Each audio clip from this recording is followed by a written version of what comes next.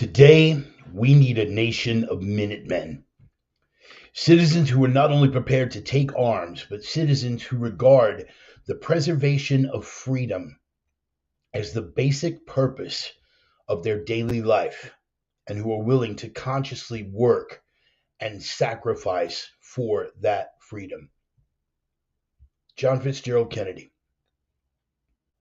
one of our most revered presidents.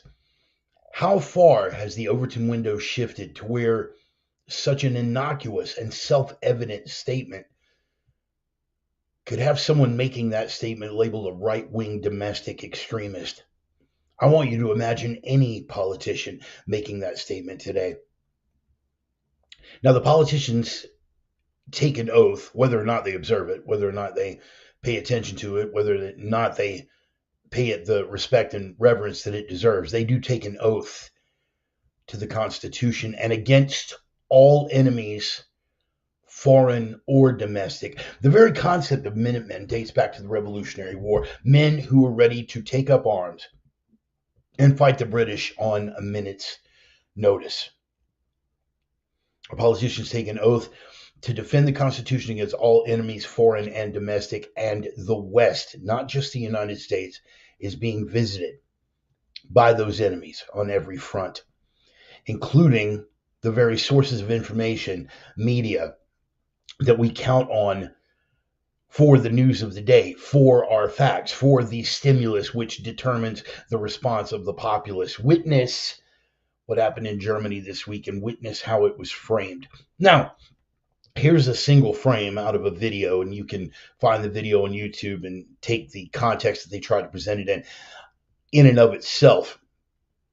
What you are seeing here is a man running amok with a blade, and the blade, of course, has to be obscured because instruments of violence can't be viewed by the civilian population. It's a threat to their delicate sensibilities. Knife attack at far-right event in Germany. That's how it was framed. What they don't mention is the fact that the far-right event in Germany was essentially based on the premise that multiculturalism has failed and that Islam and Islamic cultures could not be trusted within the confines of a Western cultural standard because, well, quite frankly, by doctrine and by practice, it's far too violent. Jihad Johnny showed up here almost as if to make the point, broke out a blade, and went after everyone in the crowd, swinging madly and stabbing several people, including a police officer, but we'll get to that in a moment. In the midst of the confusion, here are 4 more still panels from the video. He stabbed one of the anti-Islamist protesters. Another 2 of the anti-Islamist protesters jumped on Jihad Johnny's back and had him subdued. What did the German police do? They tackled the German anti-Islam protesters because, in spite of the obvious violence going on around them, there's no greater crime than bigotry. So the cops took down the protesters. Take a look at the bottom left-hand panel. The cop has the protesters subdued, and for his trouble, Jihad Johnny stabbed the cop in the back of the head and neck. That cop has since died. I wouldn't wish that on anyone, but in one short video, we are shown the complete unraveling of the West. The threat that is posed, the people calling out the threat, and the ones that the people calling out the threat count on for protection, taking it out on the people calling out the threat, while the threat stabs everyone involved. This isn't hard to get one's head around. Eventually, the officer on the right did dispatch Haji with a couple of rounds, but his partner died. Now, what does this have to do with anything going on in the United States? I'd love to think that this was just a crisis in foreign countries. Germany, France, Belgium, Spain, Portugal, any of the countries that have been victims of Islamist violence, if it were just a problem over there, it would still be worth re-examining. But unfortunately, we have white American college students talking about globalizing the Intifada. Enemies, foreign or domestic? I'll see that and raise you one. The relative freedom which we enjoy depends on public opinion. The law is no protection. Governments make laws, but whether they are carried out and how the police behave depends on the general temper in the country. If large numbers of people are interested in freedom of speech, there will be freedom of speech, even if the law forbids it. If public opinion is sluggish, inconvenient minorities will be persecuted, even if laws exist to protect them. You knew we weren't getting out of here without an Orwell quote. This one applies to public opinion, foreign and domestic. You see, in Europe, they're just starting to hit the tipping point where they've been down so long that the bottom looks like up, and yet they are taking to the streets to express for the preservation of their culture. We are slightly ahead on some fronts and slightly behind on others. Witness the porcine orgy that took place in a New York City courtroom this week against the presumptive Republican nominee and former president, Donald John Trump. You can feel however you wish about this man. You can even convince yourself that there was a fair presentation of facts.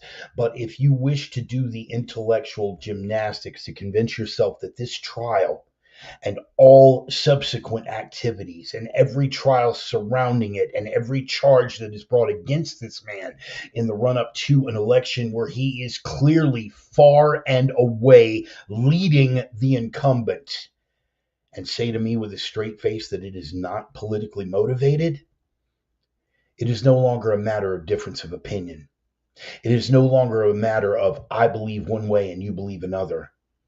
It is a matter of I have an intact moral compass and you are a shill and a charlatan. Judge Merchan on the left, in an act of judicial gymnastics, the likes of which have literally never been seen in the history of the United States. So I know Darth Cheeto is given to hyperbole. In fact, he's quite masterful at it. But in this case, there's nothing hyperbolic about it. These charges on these premises have never been brought against a single U.S. citizen in the entire history of the United States, let alone a former president, presumptive nominee, and presidential frontrunner. Alvin Bragg, Twinkies, the fat boy, there on the left. Yeah, the guy that brought the charges. It wasn't but a couple of years ago that Bragg was saying that no case existed. It wasn't but a couple of years ago that the Merrick Garland Department of Justice refused to prosecute the case. Several other state courts and several other lower level federal courts refused to prosecute the case because there was no case. But under political pressure from the people who are actually making the calls, not Joe Biden. I was very specific in my words, the people who are actually making the calls. A misdemeanor charge, which was already past the statute of limitations, got convoluted into a felony, a poorly defined felony. And Judge Merchan gave the jury instructions that basically said, if you feel like the man's guilty of something he's not even charged with, feel free to split it 4 ways, 4 ways, and 4 ways. And if 4 of you believe one, and 4 of you believe another charge, and 4 of you believe something that wasn't even brought up here, just vote him guilty, and we'll consider it a unanimous decision. I'm not exaggerating. This is how it rolled. And keep in mind, this is the same Alvin Bragg and the same New York courts that turned loose this rogues gallery of scumbags and maggots after they gang beat several New York City police officers. This same DA, this same court system could not be bothered to prosecute these gentlemen for what was obviously a violent felony. No, they were released without bail. But a misdemeanor charge against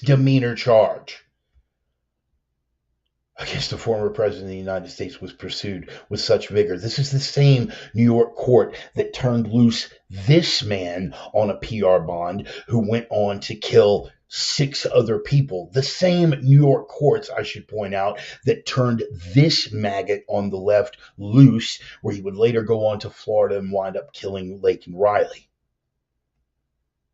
And yet, the same DA and the same New York courts that could find the time to prosecute not only Donald Trump, but this man who placed a man in a chokehold and likely saved several subway passengers from death or severe physical injury. There is certainly a two-tiered system of justice, and it's got nothing to do with race, and it's got nothing to do with money. It's got everything to do with a moral compass and the basic structures of Western civilization.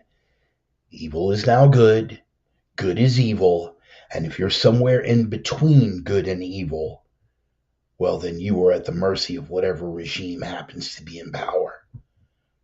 It's enough to become overwhelming to those of us who are paying attention. Now, I will take solace in the scriptures. Isaiah 14:27, all the forces of darkness cannot stop what God has ordained. But even if you are of a secular bent, I could bring up a dozen quotes to that end. One including, nothing can stop an idea whose time has come. But in the meantime, there are other quotes that we should pay attention to and other truisms that we need to live by in light of what was revealed to us this week, and we will be doing a deep dive on it as we go on. Truism number 1, you are hated. Train like it. Enemies, foreign and domestic, you, by virtue of the fact that you are an advocate for Western civilization, are hated by forces both foreign and domestic, and your very life and livelihood are going to be on the line going forward. You had better accord that its proper importance and live your life accordingly. Perhaps the most important quote I heard come out of this week was from Mike Cernovich. When the Berlin Wall fell, the Stasi files were opened. Spouses spying on spouses, friends on friends. Your never Trump colleagues will try to kill you or steal your house if they get a chance. Recognize the moment we are in. Time to ostracize these people totally. Now, you've heard us go over this on the sermon before. Perhaps I didn't push hard enough. People at their core who haven't, as Carl Jung recommended, gotten in touch with their own shadow are vulnerable to that shadow. The pattern of authoritarianism and totalitarian governments time and time again to turn their people against friends, family members. We are at such a juncture historically. There can be no tolerance anymore. You think you'll escape it because you're one of the good ones. We'll get into that later. You will not escape it. These people will smile to your face, and these people will be the first ones to turn you into the secret police, not to save their ass, not to save their job, not to save their family, not to save themselves from the loss of anything, but the approval of their already brainwashed group of peers. We can make no more exceptions. Ostracize, excise these people from your life completely. Do it now Do it firmly, and do it in a position that will leave you no room to turn back. Because I promise you the stakes are too high. I say this without a shred of hyperbole. Cut them loose from your life if your life has any meaning to you. If the people that love you and the people that you love have any meaning to you whatsoever, you need to put them in a box, and everything outside that box has to be excised. We no longer have a choice. The opinions expressed by the Reverend are his own and no one else's on the planet. Not friends, not foes, not supporters, not detractors, not sponsors. And I cannot stress this enough, even though I'm 3 weeks in and at the bottom of a very deep hole and nobody could dox me anyway, certainly not employers. They have been adjudicated thought crime in all jurisdictions. Consider yourself warned. They are coming from the heart. They are guided by the mind. They are guaranteed to stretch open that maw and forcibly choke you. We're going to test the gag reflex with that truth cock this week, boys and girls, with a black latex glove and a fistful of truth. It's time once again for the Sunday sermon. Welcome. Hell of a week, man. We're going to be getting into all of it. Going to start off with something fun, and then we're going dark. I know you guys are all in for it. Let's see who's in for the drum roll. Where's the fire people? Come on. Yes, sir. The name of the band is Red Desert, a gut-stomping rock and roll band from the smoldering embers and festering ruins of the once great American city of Minneapolis, Minnesota. They got their own taste of a little bit of mass shooting up there. They were released on a Doom compilation. The name of the band is Red Desert. The name of the track is Older No Wiser. Every week I get a little bit older. Every week you guys get to decide if I've gotten any wiser. Some weeks I do better than others. Thanks again to Red Desert for continuing to allow us to use this bumper music without any copyright concerns. I posted earlier. They were on the latest Weedian Doom compilation. We'll get into all that, man. Let's just keep it rolling. Let's jump into the jump into the roll call and see which one of the usual suspects have shown up on time or a little bit early. Stacy Bond, ain't seen you in a minute. By the way, I love that avatar, dude. Nice that you're watching on Twitter. I love that avatar, man. Bill the Butcher, and I'm going to test your historical knowledge, Mr. Bond. Shaken, not stirred, Mr. Bond. What do you know about Butcher Bill Bull? Not Bill Cunning from Gangs of New York, but the actual guy that he was based on. If you haven't done a deep dive on that, and I'm not saying that you haven't, not making assumptions, but you should. Very interesting character, as were the Bowery Boys, which were the gang, and now I'm off on a tangent again, and I've lost everybody's attention. We got Roman on board. We got his lovely wife, Carrie, on board, the original Cinder Sister herself, the divine Miss Emmy. Good to see you, sweetheart. Always cool whenever you drop in, and I love the posts that you're sending me. The Robert Howard stuff, the Lovecraft stuff. I really, really appreciate you, Mama. OG Reverend Ranger and Prophet of Doom, Mr. Dennis Weimer, the man responsible for introducing me to the Pacific Northwest and changing the course of my entire life. Whether he was aware of it at the time or not, it was a fantastic adventure. We slept in a tent on a runaway truck ramp. Great story, and we lived to tell the tale. Brother Bill Wade, how we doing, man? Good to see all of you guys out here, man. Man, we're rolling with it. Wi-Fi seems to be working. It was a little dodgy before we went to the air. Deacon Mark made sure I got a long cigar for this sermon. Yeah, well, for two reasons. Number one, it could run on for a while. And number two, you're going to be really breathing heavy because this is going to be some ferocious, aggravating stuff that we're going over. Hello, ladies and gents. Hit like and share, please. Brother Ryan, keep Kevin in the prayers, people. Appreciate all the prayers that have gone up for Ryan's brother Kevin. They did pull that blood clot. You saw my post, but now we've got other complications that are setting into it. He is out of the fire, but he is not out of the woods. So keep the strength of those prayers coming, man, because family is everything, dude. Family is everything. And again, man, Kevin was victim of a bad accident. This was not something that he brought on himself. So please keep up the strength of those prayers. Really appreciate it. Brother Clem, you notice carrying no tension in the trap, breathing, I thought about you all week because it got a little bit hectic on the job site this week, man. Some interesting situations. I caught myself kind of tensing, and I could hear you just like, breathe, Bart, breathe. And then the tension comes out, and I'm relaxed. It must be the accent, bro. It must be the accent. Nothing else can reach. Brother Jude House, speaking of Brothers of the Hook, another one of my fellow crane operators out there. Let's see who else is on board. Still scrolling, people. If I missed anybody, please forgive me. The Mighty Stone. Going to be a good sermon tonight? I think so, man. I think this one's going to be a banger. I'm looking forward to it. How about those 50 pages of jury rules? Brother, we're going to cover it all. And if for whatever reason I don't get to the 50 pages of jury rules and then the two snippets of instructions, remind me. I want everybody's outrage over here posting in the comments because I've got. You ever get into a spot where sometimes the anger is just so overwhelming that it's difficult to even articulate it. It just, you want to present the facts in a clear and concise fashion, and it just winds up coming out. So if I miss an important point, I want you guys to check me over here. Disagree has a lot to do with it, sir. Yes, okay, and that's fair enough. Inside, yes, it does.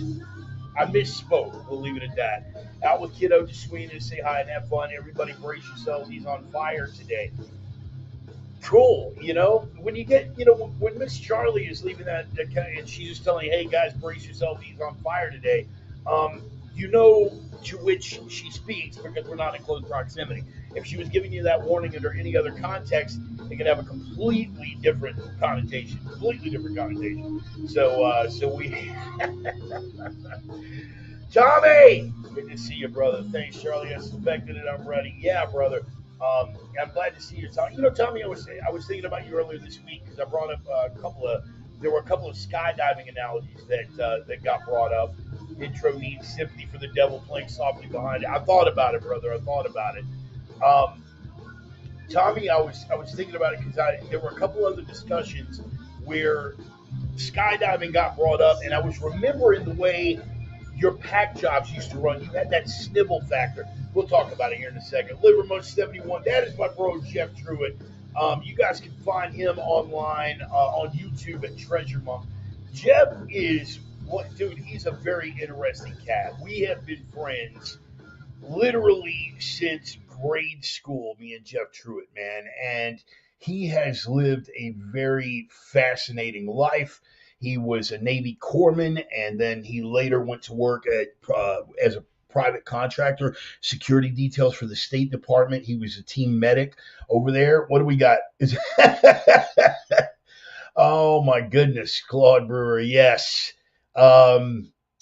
So, yeah, well, if he is, then he's probably going to be fascinated because we all remember Coach Brewer. Claude Brewer, he would be very proud of the fact that the tradition he instilled in me of eating animal flesh in raw and uncooked way has been a tradition that I continue to this day. So, Coach Brewer, sorry guys, this is me and Jeff here, totally for me and Jeff. But yeah, he's lived a really fascinating life, and we're going to be talking about we're speaking of contractors. We're actually going to be talking a little bit about Blackwater. The faster you pack, the slower they open. Right. Tar, you got it. Tommy, we were talking about that. Tommy worked in the packing room at the DZ. Well, I mean, he worked all over the place, instructor in tandem and everything like that. But Tommy was the go-to guy who I would tip to do pack jobs, because if you guys have ever bounced out of a plane on your own, free fall, and you toss that hacky and it rips and just that canopy opens and it's and it's putting the brakes on, and you've got that harness which is running down here between your naughty bits, and you had better keep the sofa in the middle of the living room, or else you are going to wind up with a beanbag. And but Tommy had this trick that he did, and I never did find out how he actually did it. But he would say, "You want a little snivel in it, right?" And I'd be like, "Yeah, man, yeah, just give me a little snivel." And he had this thing that he did that would, as it was opening, instead of that hard boom, kind of opening and putting the brakes on. It would come out and there'd be a little bit of snivel, and almost for like a split second, you're wondering if you got a malfunction. Like you're wondering if you're gonna have to chop, because it would come out and you're so used to it just banging open with that canopy, and putting the brakes on, and your nuts going up under your liver, and it just, and that snivel, and then gradually put the brakes on, and then just a nice little tug, man. I was thinking about that, and it's been, I don't know why,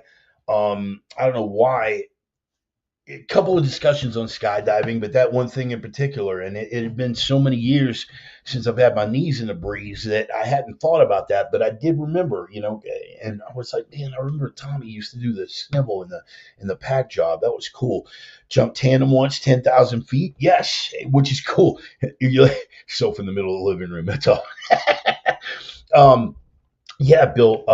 Tandem is cool. Tandem is really cool. I recommend everybody try it.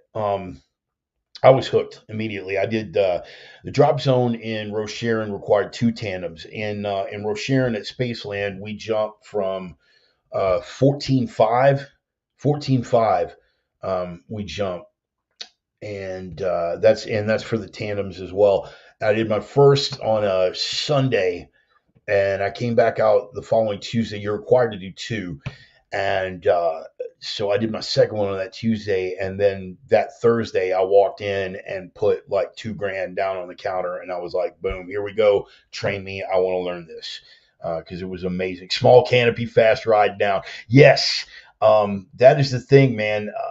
When you got bigger guys, you got to fly bigger canopies. They measure in like the surface area. I was flying.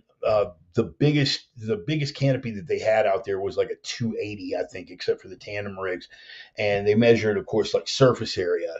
So I was flying a 280. Like the shadow from the canopy that I was jumping would like scare little rodents on the ground as I'm passing over. It was like a solar eclipse. But yeah, the smaller canopy you got, the faster you're going, and it's yeah, fast ride down. Bill, I'm actually thinking, and Tommy will remember this cat, Lance. Lance was a free flyer, and he did all the hot rod landings and all the other stuff.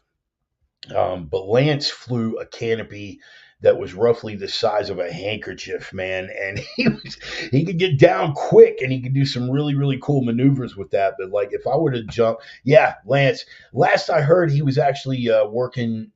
He was actually working in San Marcos, but I don't know. I kind of lost touch with him a few years back. I was friends with him on Instagram, and then he kind of vanished. He became like an over the road trucker, which is cool, man. I mean, I hope things are working out for him. I had a lot of fun.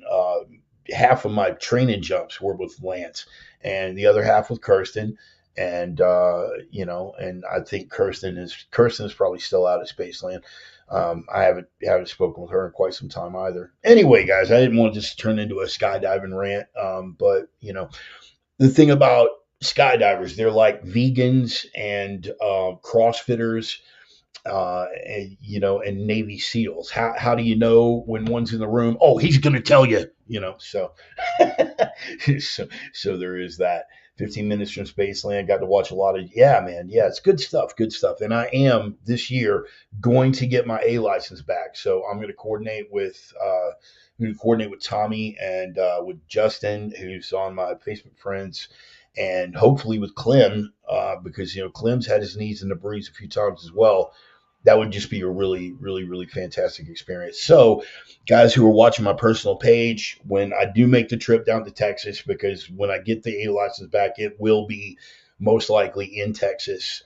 All of my Texas bros down there, you want to come out if you can make it, or even if you're, like in Louisiana, Bill, and you want to come out and be a part of it. Hell, man, we'll make a party out of it, man. We'll all roll out to Spaceland, and we'll step out of an airplane that's not even on fire. So there you go, right? Yeah, he knows he's vegan for CrossFit. He'll tell you every 15 minutes. You got it. He will find a way to work it into the conversation. Well, as a vegan CrossFitting skydiver who was a former Navy SEAL, I just wanted to say that because that's the way they all sound to me. Anyway, guys, quick sponsor shout outs, and let's jump into this thing, shall we? First of all, and foremost, of course, Roman and his lovely wife Carrie and Roxy and Allie and the bevy of beautiful babes over at opiumtales.com. They are the erotic pinups and portraits people. He's doing fantastic watercolor work over there. He has always just been a creative force. He's done music. Now he's on this watercolor tip. And he's tried his hand at writing now. And the writing is in tandem with the watercolor. You can find Roman Riva on Amazon. From Dork to Pimp Daddy. It catalogs his entire journey from regular Joe Schmo working class guy to a dude who is paid for the privilege of painting beautiful naked women. You couple all that with some testosterone-driven commentary over at opiumtales.com, and you have a Reverend Bart trifecta. So please go check him out. Also, Roman happens to be one of my oldest and dearest friends, and anything that he tells you about how Bart acts when Bart is drunk is a filthy lie. And I just wanted to say that just for the record, dudes, man. He's one of my oldest and dearest friends, man. He's been a strong supporter of the program. So take care of the people that take care of the show. Speaking of my Viking brothers, Casey and Dusty Tellison at Nordic Smoke Barbecue, the only legit barbecue in the inland Northwest. Period. End of statement done. Yeah, but what about sit down, shut up, you're wrong? Nordic Smoke, and they have the long ship. The long ship is sailing the asphalt seas in the Spokane area. They are around Spokane. They're in the valley. They're out at Post Falls. They're out in Spangle. They will be setting up all over the place, somewhere in the Eastern Washington, North Idaho region, somewhere near you. So check them out on social media, follow them, and also buy Casey's book. Dusty's the pitmaster over there. Casey works closely with Dusty, and Casey is a combat Marine who has written a memoir that started out as a suicide note. It is called Freaks of a Feather. It is a phenomenal piece of writing. It's dark and it's heavy. It's a phenomenal piece of writing. The man has got a gift, and the man has done the trigger time to earn that gift. So please go check out all the people who are taking care of the program. Buy their books, buy their merch. The guys from Red Desert that are letting me use Older No Wiser for bumper music without, chapping my ass about copyright stuff. Download some of their tracks from like Spotify or Bandcamp or any of the places where you can find them. Buy a t-shirt, man. Give them some props because right now this is primarily a labor of love, dude. Like, for instance, my battle bottle here, right? Iron Infidel is not a paid sponsor. I give them shout outs because I believe in their product and I use it on a daily basis. But this isn't a thing, I've got now. I do have my sponsors who do contribute, obviously, Nordic Smoke and of course Opium Tales. But this is. I would love to get some big time sponsors on. I would love to be at some point moving forward to where I could actually have a studio. I'm very, very enamored of what Brother Sonny has built out. His studio there at Fort Honey Badger. And again, it's very, very simple, but it suits the mood. And that is a move that I'm going to be making when I finally get some time back at the homestead, back at the bunker. I think we're going to move out of the one side of the command center level over to the other side of that wall and maybe set up an actual studio looking something that will function as a working studio and just kind of give it a look. I love the authenticity of this because this is where we started, right? You remember when we started, I had the phone. I had my older Caterpillar phone, and again, Caterpillar is not a paid sponsor either, but I had my older Cat phone, and I would just set it with that little piggy thing, and like lean it up against it, and it was just me talking into the phone. That's how we got started, and that's the vibe that we're kind of going for. But I would like to clean it up a little bit. I would like eventually to get this to a thing to where this was my primary motivator. You know what I mean? To where the things that I love versus the things that I do. Don't get me wrong. And again, this is kind of off on a tangent here. I love being a crane operator. I really do love it. I mean, it's a fantastic thing. Brian opened that door for me, and I jumped at the opportunity because that's how I'm wired. That's why he opened the door. Because out of 10,000 people, hey man, I want to learn this. I want to be like you when I grow up. And then you offer them the opportunity, and you're like, well, I got this other thing going on. Look, opportunity comes your way, you jump at it. And it's completely changed my life for the better. You guys have witnessed that journey pretty much every step of the way. Back when I was just doing like rigging and AD on the wind farm, you guys have seen it, man. And now I'm out here living it. I love what I do. I love the fact that, like, for instance, this gig, it's something that I've never been down in the bottom of a pit mine. I've never even been to a pit mine before this gig, and now here I am at the bottom of a 1,600 to 1,800 foot deep hole in the ground with a canyon that is miles plural wide, with all this heavy machinery, these haul trucks, and there's explosives, and I'm down there running a big Tonka toy and getting paid ridiculous money to do it. I'm getting to sample this little part of the Nevada desert, this little wide spot in the road town, and all the people around here. And by the way, man, I got to tell you, if my life were a little bit different, you would have a very difficult time getting me out of here. I am really, really loving this place. The only place that I have been on a crane job that I liked better than this was Prineville. Prineville, Oregon is still on the short BART list of places where I may possibly retire one day. But this place is, man, I'm really digging this, man. And I get to try out little parts of the country. You know what I mean? For like a month here and a month there, like here's going to run to probably about a month and a half. And I get to live here and see what it's like living in the desert, a little bit town, and all this kind of stuff. And it's really, really cool to be able to live like this and get paid for it. And then when I'm done, I look at my bank account, and if I'm in a big hurry, I can jump right back in and find another gig. Or if there's something I want to take care of that's going to leave me a month, I can go, yeah, you know what, screw it. And I can take that time. It's given me my autonomy back, and I really, really love that. I say all that to say this. I love what I do, but I would much rather be doing the things that I love and that I'm deeply passionate about. Okay. I enjoy working with cranes. I enjoy the lifestyle that comes with working with cranes, right? My passions are training people. My passions are speaking to people. My passions are writing and conveying ideas to people in ways that they can assimilate them. That's where my passion is. And if not to puff my own pecker here, but that's where I feel like my gifts are as well. So eventually I'd love to get around to that. And in the meantime, I'm still blessed. In the meantime, I'm still unbelievably blessed beyond what I would ever deserve.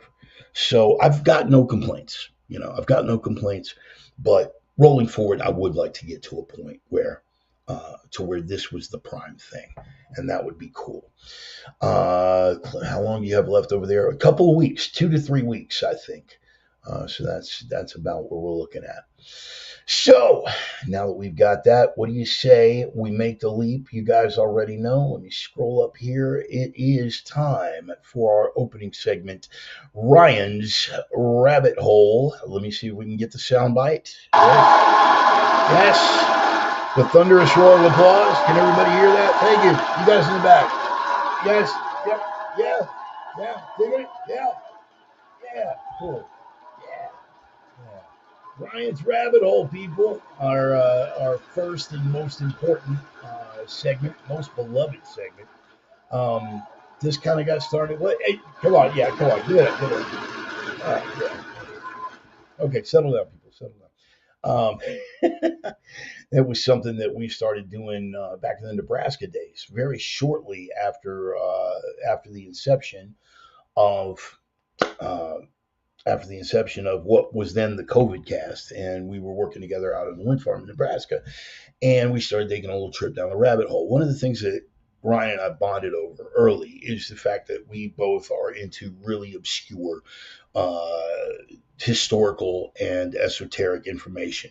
More esoteric, definitely on it. And Ryan makes me work for it, bro. He really, really makes me work for it. But we are both repositories of information that other people would find maybe what you would call useless, for lack of a better word. But it makes for an entertaining conversation. It makes for an interesting exchange of intellect. And so what we do with the rabbit hole is every week we get a little off the beaten path. Some days it works in tandem with what the rest of the sermon is going to be about. Sometimes it does not. We're always going for something historical, something conspiratorial, something an event or a historical figure that you may not have previously heard of, some cultural phenomenon that you might not have been previously exposed to, that kind of thing.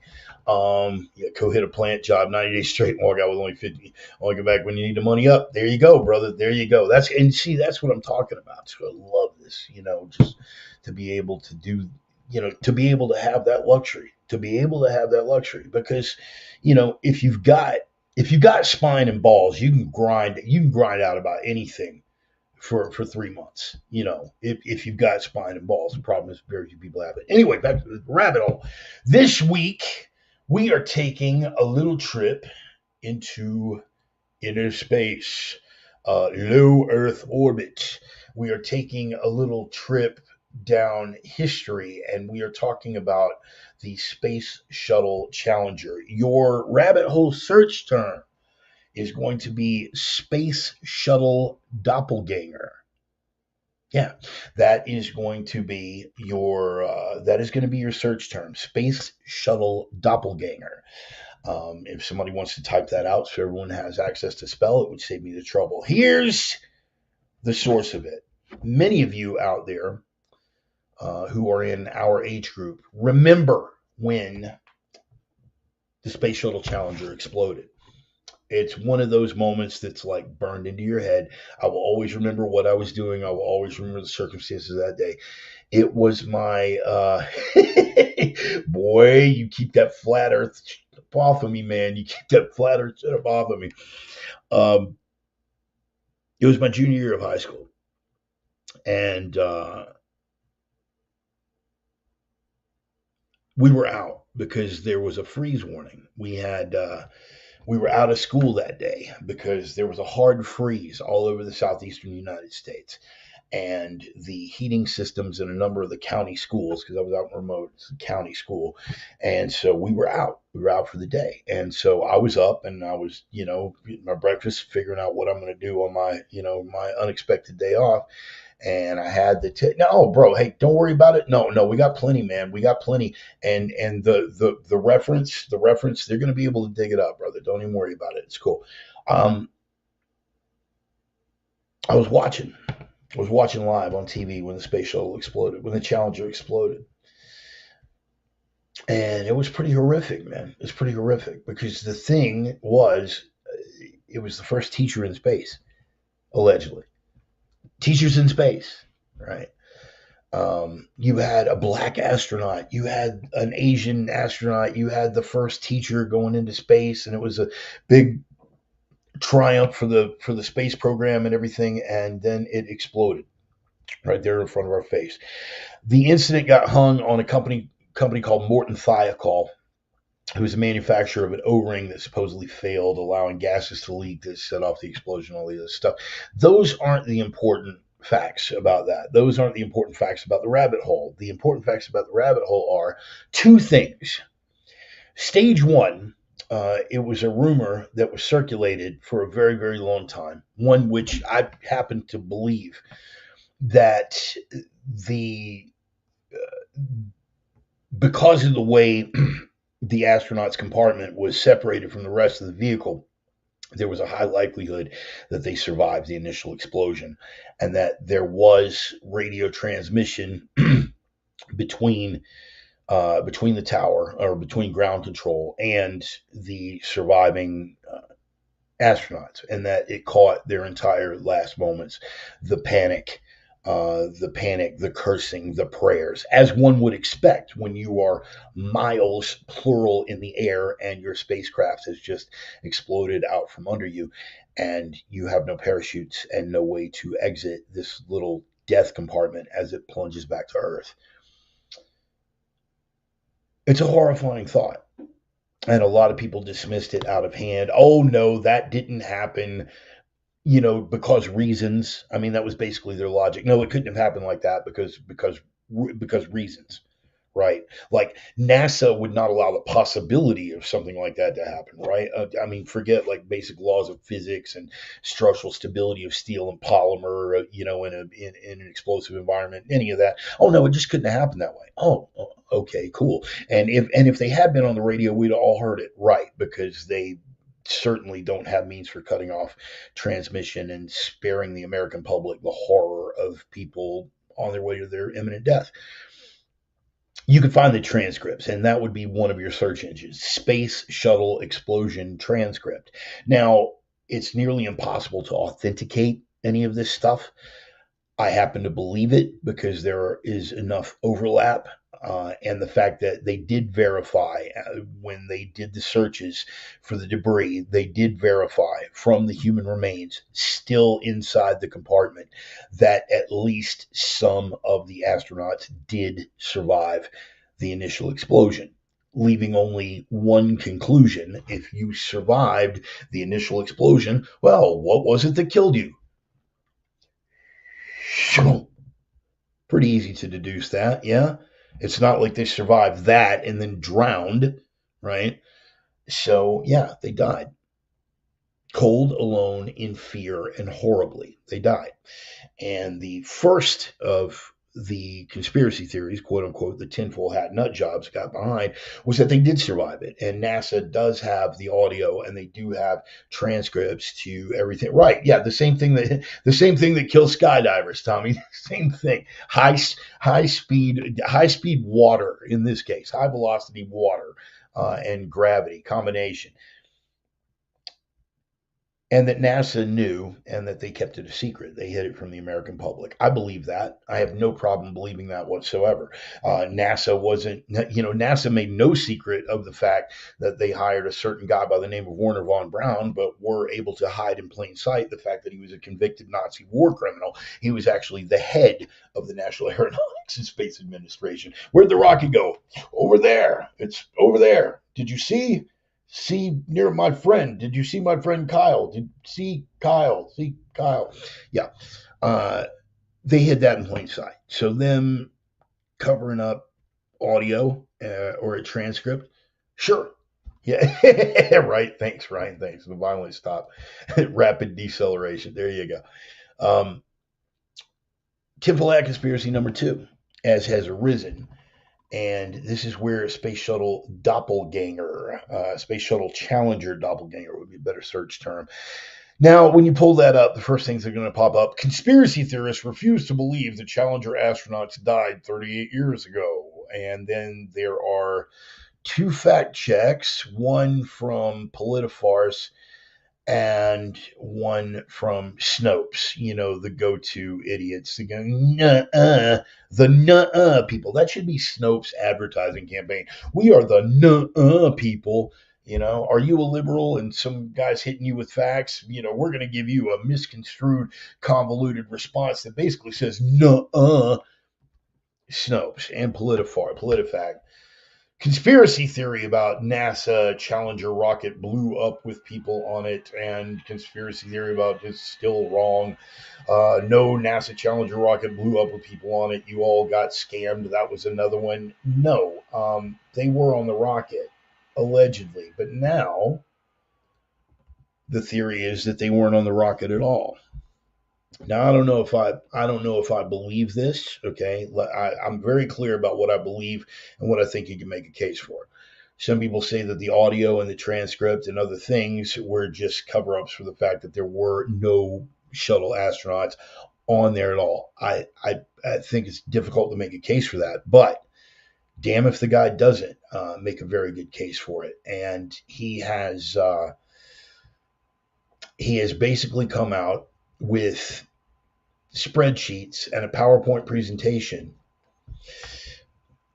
that at least three of the shuttle astronauts have doppelgangers who are walking around the world right now as we speak that look exactly the same, as their corresponding Challenger astronaut that speak exactly the same, that are working in related fields, and are close to, if not exactly the same age as their Space Shuttle Challenger doppelganger, including, right, thank you, yeah, Judith Resnick, that's right, thank you. Ron McNair was almost retrieved by the salvage crew, slipped away. um, Let me see. Judith Resnick, yes. One is a professor now. So some of you guys are, yes, same names too. Some of you guys are already familiar with this. If you are not familiar with it, yep, Scobie, McNair, Resnick, and McAuliffe, Krista McAuliffe, if I am not mistaken on that. There is a whole PowerPoint presentation that is done on it. Now, whether or not I believe it, and whether or not I believe someone can make a case for it, you guys have heard me talk about this before about the Paul McCartney body double, right? I had previously considered that, David Icke nut job material, but I never rule anything out when it comes to sinister, malicious intent or cover-ups involving, propaganda and nefarious government programs, things like that. I will always give it a day in court, right? I will always at least give it a day in court. Maybe I give it that day in court and go, dude, put the bong down, Aaron. But I'll always give it a day in court. Somebody made the case for the Paul McCartney body double in such a way, and it was a mockumentary. It was a mockumentary. Basically, uh, it was the last confession of George Harrison, where Harrison had been stabbed. He was in a hospital, and he confessed to everything and all the little things on that. And like we all know about the Abbey Road cover and the 28 If and all that other stuff, but there were actually clues given through all of the Beatles albums. The guy made a really, really good case for it. Do I believe it? Not necessarily, but damn if you can't make a case for it. Whether you can choose to believe that or not. And I'm not going to judge you for believing it or not because they made a substantial case for it. And as Ryan points out, the documentary shows them asking Judith Resnick about it, and she takes off running and screaming, "Yes, yes!" In the same way that they stepped to what is the one astronaut that punched the guy in the face because he kept asking him to swear on a Bible that he'd actually been to the moon. I think there's been more than enough cover-ups when it comes to the space program. Flat Earth, screw yourself. Okay, forget it. This, all our electromagnetic pulse tests, the nukes in space test that we did was us trying to bust a hole in the firmament. Go to hell, man. Just forget it. All right, you're being ridiculous, and that I will judge you for believing. I will judge you, and I will judge you harshly for believing that level of nonsense. But when it comes to things that the space program has covered up, when it comes to things that the federal government has covered up with regard to the space program and weapons programs and Nazi war criminals working on space and space weapons programs, if you can make a case for it, I'm inclined to at least give that a day in court. King Parallax still cusses you. All hell flat earth. Yeah. Whatever. Yeah, I'm not letting you take me off my game today, buddy. Not letting you take me off my game. But oh, that's terrible, bro. That's terrible. That's terrible. And here come oh my goodness. Wow. You guys are something. You guys are something. Yeah, one is a professor now. One is a professor now, and again, Judith Resnick. So you can find this documentary online, but your starting search term for the rabbit hole is going to be Space Shuttle Challenger Doppelganger. You're going to get what Google always does. The first 4 or 5 things are going to be the first 4 or 5 things that they're going to do is going to be debunking something in advance, right? Is going to be right. Yes, could reply flat around. Never had one say flat. Thank you. The first 3 or 4 search results are always going to be attempting to debunk something in advance. Dig deeper, please, always, because this is the framing. This is the way they control. And again, you don't have to agree. I am not convinced 100% that this doppelganger thing holds water, but I would be lying if I said that they didn't make a damn good case for it. I would be lying if I said that there aren't issues that still give me concerns about it. Because there are still things that give me concerns about 9/11. You know, controlled demolition, you can make a case for it. The one sticking point that I've always had was Building 7. I recently had Building 7 explained to me by a structural engineer of some renown whose intellect I do not question and whose integrity I do not question. And he made what seemed to be a reasonable case for how Building 7 could have fallen and pancaked into its own footprint.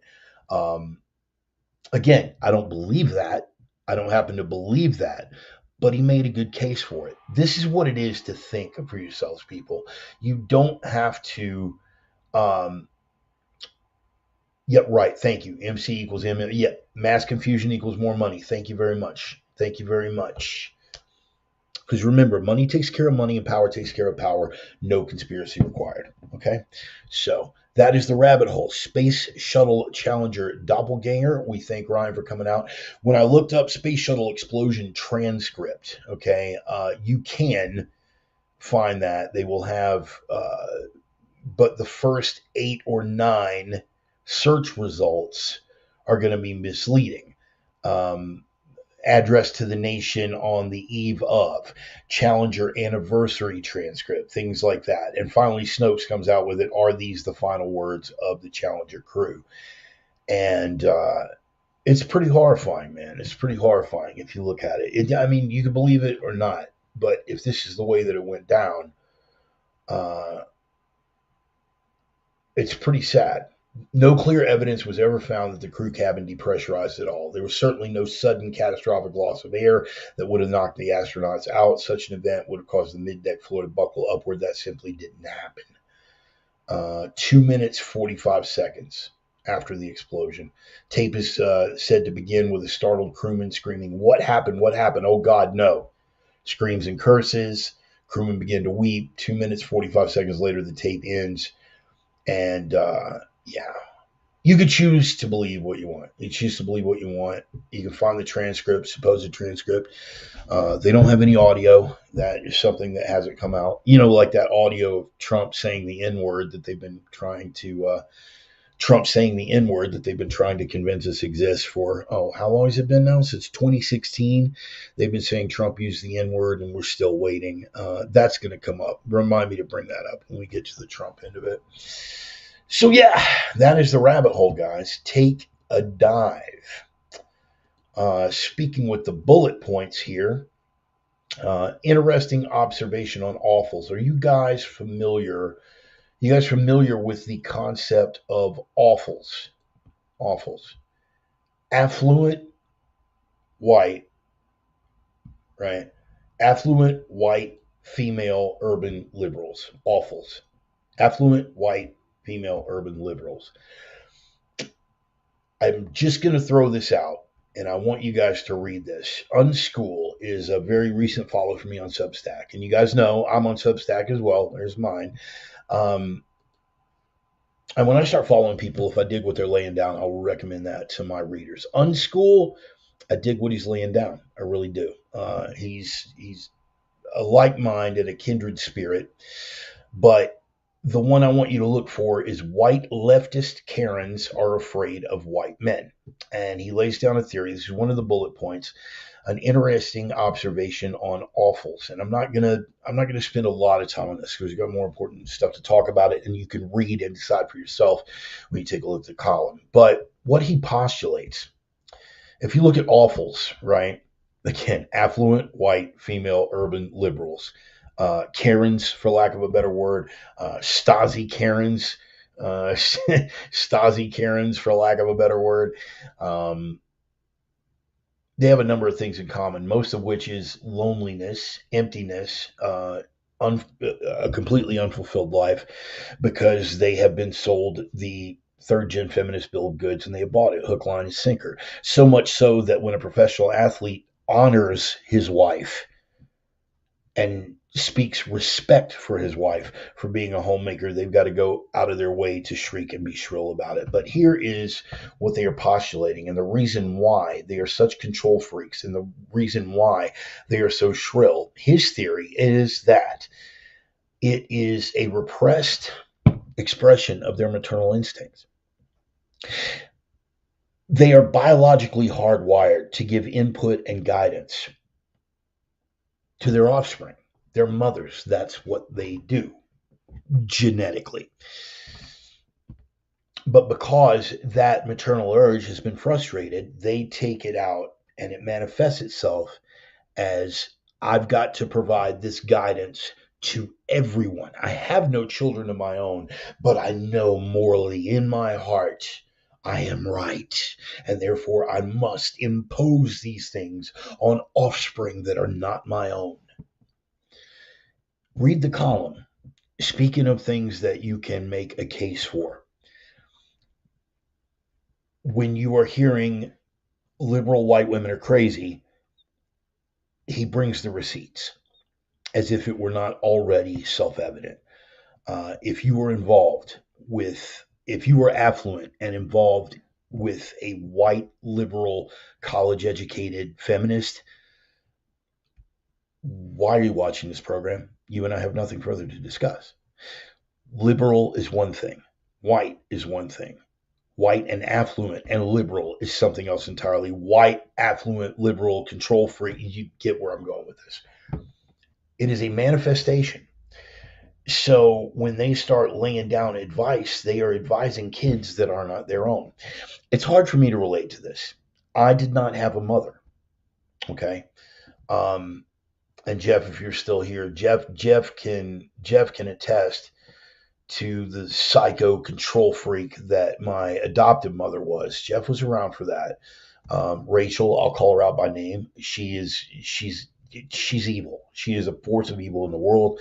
I have forgiven her, but she was single-handedly responsible for my problem with women, alcohol, religion, and authority figures, as well as my intolerance for liars. Just a horrible person. It took me to 51 years of age to meet my birth mother. I had the highest of hopes for that.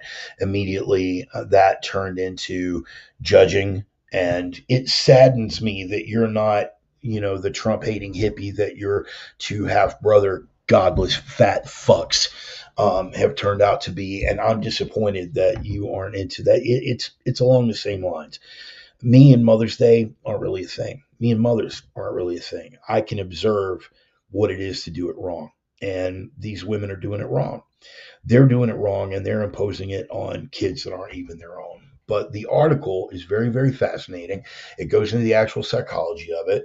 Jordan Peterson offers his commentary. At some point, willfully blind stupidity reaches criminal proportions. We're long past that on the gender front. And Kara Davis, again, awful, right? Affluent, white, female, urban liberal, executive director of teaching and learning at Saline School, sends an email to staff that they can no longer use the terms boy or girl because gendered language can be harmful to students. Now, if Kara Davis were a mother and she wanted to explore these levels of idiocy with her own children, would I have anything to say about it? As a devout small L libertarian, is it my business? Not at all. Do that to your own kids. It's child abuse. You're damaging them. You're basically chopping them off at the knees emotionally for the rest of their life and making them incapable of dealing with a world that is going to be harsh to them. But they're your kids. They're your kids. You snatch flap, do what you want. They're your kids. When you let women like this get into a position of authority, particularly in education, it is incredibly dangerous. Women like this, and again, this is stepping off my small L libertarian leanings, but it is socially and culturally irresponsible of us to allow women like this into leadership positions, particularly where education is concerned. In fact, the small L libertarian in me says no. The observant human being in me says absolutely, that if you don't have a child of your own, you don't belong in education. public education. If my tax dollars are paying for it, if you don't have kids of your own, I don't want you anywhere near kids. I don't want you anywhere near kids. What the hell would you know about that nurturing? It manifests itself in evil ways like this. I want you guys to read it. Unschool at substack.com. The name of the article is White Leftist Karens Are Afraid of White Men. I'm going to hit a couple of bullet points real quick, and then we're going to move on because I could spend easily 3 hours just on this.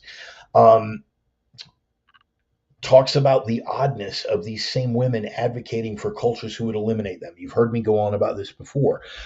The only reason people like this exist are because of the West, and yet these same people, ironically, look to undermine the West. These are the kind of women who are protesting in favor of Hamas. That's interesting. You're a liberated woman and you want to see the West come unglued, so you demonstrate in favor of a culture that dresses you like a beekeeper and will stone you to death if you get raped. Brilliant. Absolutely brilliant. Yeah, let's trust these people with our kids. We're talking all of the things that the West gives them, educational opportunities, things like the freedom to go outside without a male escort. You can do that in the United States, but we can't because it's the Handmaid's Tale and we want the bear. Shut up. Disengage, people. Just disengage. But if you want a peek into the window, if you want to take a look at these kind of people, here's a study that they did. These white women were administered electric shocks. This gets back to the Milgram experiment, but different, okay? So they're on the other side of the wall, and a person is giving them an electric shock. Now, here's the deal. All the shocks are the same voltage, exact same voltage every time. The only thing they told these women is a black person is shocking you now. This shock will be administered by a white person, right? The data, this is an anecdote, the results of this was that these women, these white, affluent, liberal, batshit crazy bitches, okay, I'm just going to say it, when they thought the shock was being issued by a white person, they felt it at intensity of 1 to 100. When they thought it was a white person shocking them, they felt it at 58.7%. When they were told it was a black person shocking them, they reported it at 37.78%. Do the math on that. 37 versus 58. Yeah. It's almost, you're looking at 20 points difference because they were told a black person was shocking them. Dig deeper. What does that say about their heads and the way that their filters process things, right? About what really constitutes harm and what is really harmful, who is causing more harm through what type of action. But here's the best part, and I'll close with this: degrees, college degrees, particularly the ones that want us to pay off their student loans. Steve Stewart Williams, nearly half of all master's degrees aren't worth getting. According to the new research from the Pew Institute, 23% of bachelor's degree programs and 43% of master's degree programs have a negative return on investment. In other words, they are getting themselves up to their asses in student debt, massive loans, which they have no hope of repaying. They have no hope of repaying. And that would be fine if it weren't for the fact that, let me just get down here. Take a guess, guys. They dominate college now. This Handmaid's Tale oppressive civilization where men are keeping them down, the vast majority of college degrees are going to women now. The vast majority of college admissions are women. The vast majority of college students are women. So oppressive. God, we're terrible. Can't wait for Hamas to be in charge where you can start dressing them like beekeepers. Yes, it's practically the Handmaid's Tale right now as we speak. It's prima facie absurd. I'm just going to list these stats real quick and then we're moving on. Females per 100 males. Okay. The number of people who got certain types of degrees. It's a difference of degrees, how you pick your disease. I'm a poet and didn't realize it. Anyway, Per every 100 males that earn a particular type degree, this is the number of females that earn that same type of degree. For associate's degrees, 182 females earn an associate's degree for every 100 males that earn one. Bachelor's, 146 to every 100 men. Master's, 167 to every 100 men that earn that degree. And a doctorate, 137 women earning doctoral degrees for every 100 men that earn the same. For all degrees across the board, 157 women earn a degree for every 100 men that do. Talk to me about oppression. Talk to me about Handmaid's Tale. Talk to me about conservative war on women, and yet they have the audacity to demand, with these degrees that are completely useless, that we pay off their student loans because almost half of these degrees have no return on investment. Read the article. It is a window. You are not making too much of it. You are not looking at a couple of hysterical women and judging all women based on it. You are not generalizing. These are big numbers. They're verifiable numbers, and these women are verifiably bad shit. Act accordingly. Associate yourself accordingly. Bring the receipts, because the first response is going to be, "Ah!" And once we get past that, they'll start shrieking about misogyny or Handmaid's Tale or some lunacy like that, which would be fine, man. But again, moving forward, this is just something that we have to think about, because it's important to the future of the survival of Western civilization. Well, that sounds a little hyperbolic, doesn't it? Yeah, it sounds a little hyperbolic, but then you've got to think about where we really are. With the war that's being waged against the West. And Douglas Murray has gone on at length about this. You can read anything by Douglas Murray and you're going to come away enlightened. But, I'm going to take it back to Orwell. In 1984, it was always the women, and above all the young ones, who were the most bigoted adherents of the party. The swallowers of slogans, the amateur spies, and the nosers out of unorthodoxy. The nosers out of unorthodoxy. Does that sound a little bit like, yeah, it sounds a little bit like Stasi Karen. This is why you've got to call your entire friends list, but particularly be careful about the women that you were associating with, because this is what you're dealing with. Women are driven almost completely by emotion, and they don't understand distinctions between the rule and the exception. And when I bring that up, there's infallibly one woman who will stand up and say, "But I'm not like that." Thank you for making my point. You're not like that. But the data indicate, particularly among, and again, I'm being very specific. This isn't a blanket statement about all women. Affluent, white, urban, liberal women. I'm being very specific. This isn't a blanket thing. They're going to scream misogyny. They're going to scream Handmaid's Tale. They're going to scream sexism and everything. I'm being very specific, and I'm bringing the receipts. We're talking about wealthy, white, urban, liberal women. That specific subset, without exception, batshit. Controlled entirely by emotion, not 1 gram of rational thought. Not 1 gram of rational thought between the whole freaking lot of them. And they are raising their daughters to be the same. And here's the truly disturbing part, and why you should be upset about that. They are raising your sons to be like that as well. Now, I don't put that entirely on them. Fathers should be involved. Fathers should be involved, particularly when we're talking about sons. But this is the same group of women that actively go out of their way to ostracize men from being a part of their sons' lives. I've got 3 examples right off the top of my head, people that are very close to me, one of whom I don't even like. Aaron Ton is a bong-ripping, toxic narcissist, shiftless, illogical, irrational, bitch-made punk. Okay? What he's not is a bad father. What he's not is a bad father.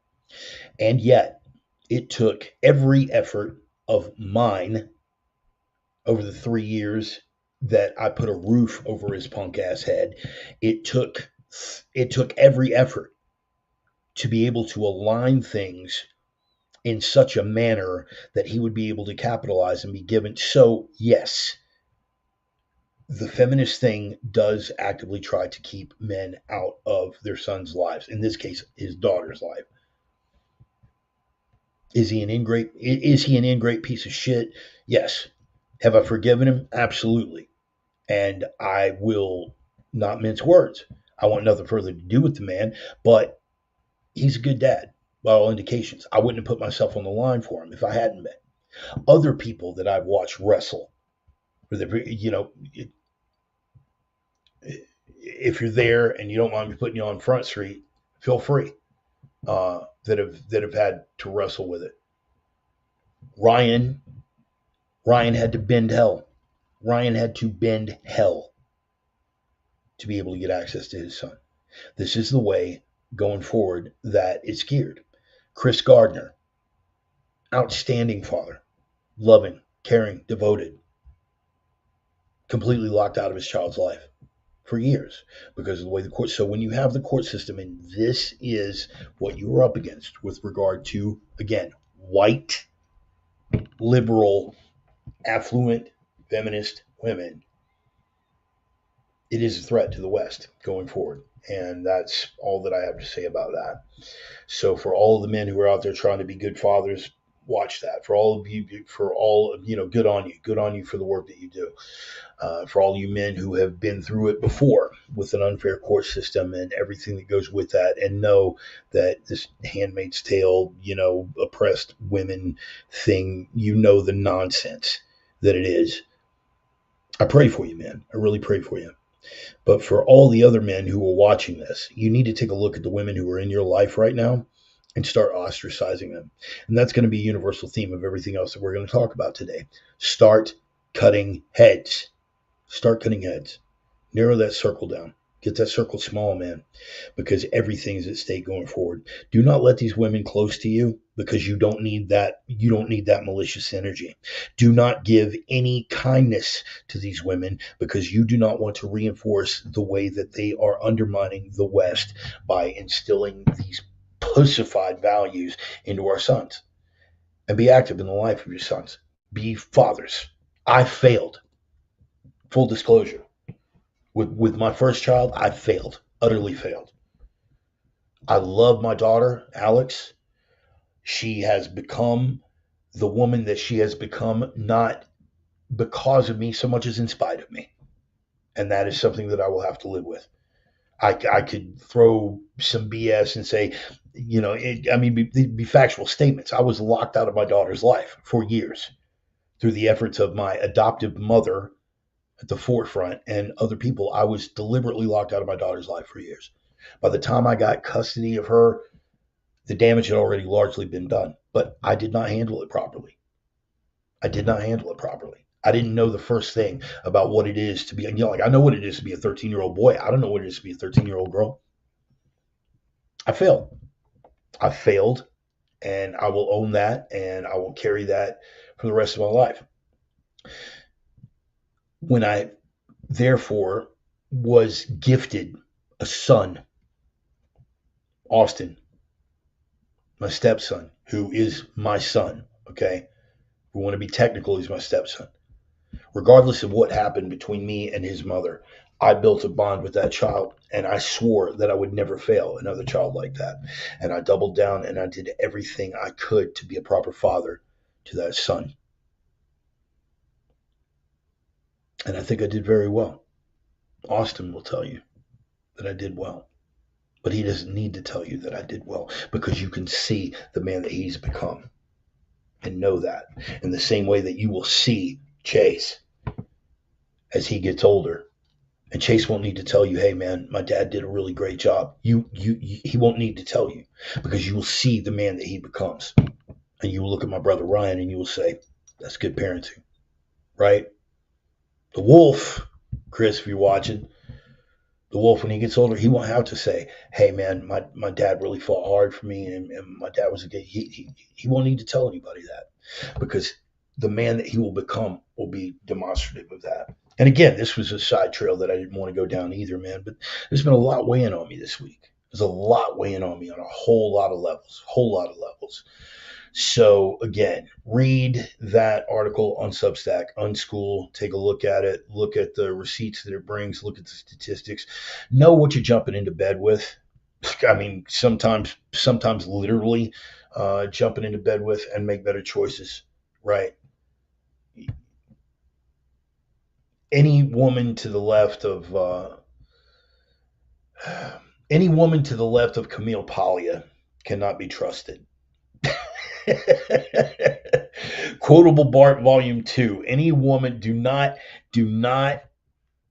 trust any woman. Do not trust any woman to the left of Camille Paglia. And you can quote me on that. All right, next bullet point, really quick. Just a quick, because I think after this week, The Myth of Male Power. Yeah, that was a good book, Tommy. It was a good book. I think after this week, we know that Trump, barring terminal ballistics being employed as a factor, that Trump is going to resume the Oval Office.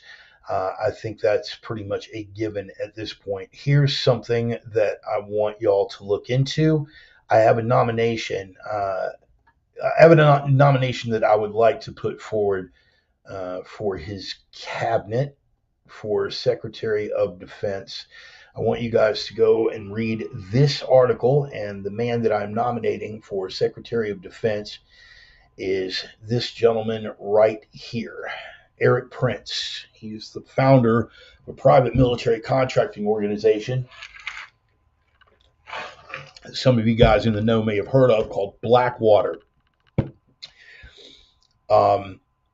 Spare me any negative thing that you have to say. Spare me any of the so-called exposés that were written about Eric Prince, by NPR or Democracy Now, or what is that Jeremy fellow? It doesn't matter. Spare me, okay? Spare me the atrocity of Nisour Square and Raven 23. Spare me, right? Eric Prince is one of the most brilliant analysts for the way that war needs to be conducted in this day and age that's going to be out there. I would nominate him for Secretary of Defense just on the strength of this article alone. The neoconservative model for perpetual war is the very epitome of what Eisenhower warned us about. Keep in mind, military-industrial complex. In the first draft of that speech, it was the military-industrial congressional complex.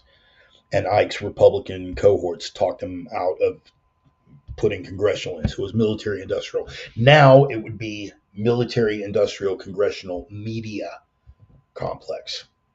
And all of those forces are arrayed right now to keep us in a state of perpetual war. Witness Ukraine.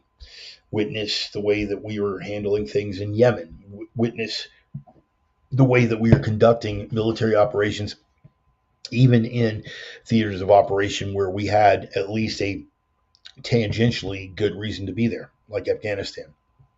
But I want you to read this article, Too Big to Win, because it lays out with receipts the way that perpetual war is sustained by the military machine, by the military-industrial complex, by the deep state, as bristly a phrase as that is for some people. The way that it's laid out, it is how they keep us in perpetual war, and how that perpetual war sustains their bank account and their stock portfolios by wasteful, unnecessary spending, and by planning things around the need to continue that wasteful, unnecessary spending because people's paychecks are because people's budgets and stock portfolios are counting on it. What Eric Prince did was bring private sector solutions to war. If you need an analogy, look at what Elon Musk has done, bringing private sector solutions to the space industry. He is doing 20 times more than they were capable of at 1/4 the price or less, because there is a commercial motive. When you are spending government money, there is no incentive to try to cut costs. There is no incentive to produce maximum efficiency, because we'll just hit up the taxpayers for more money. There's plenty more where that came from. Do it how we're doing it.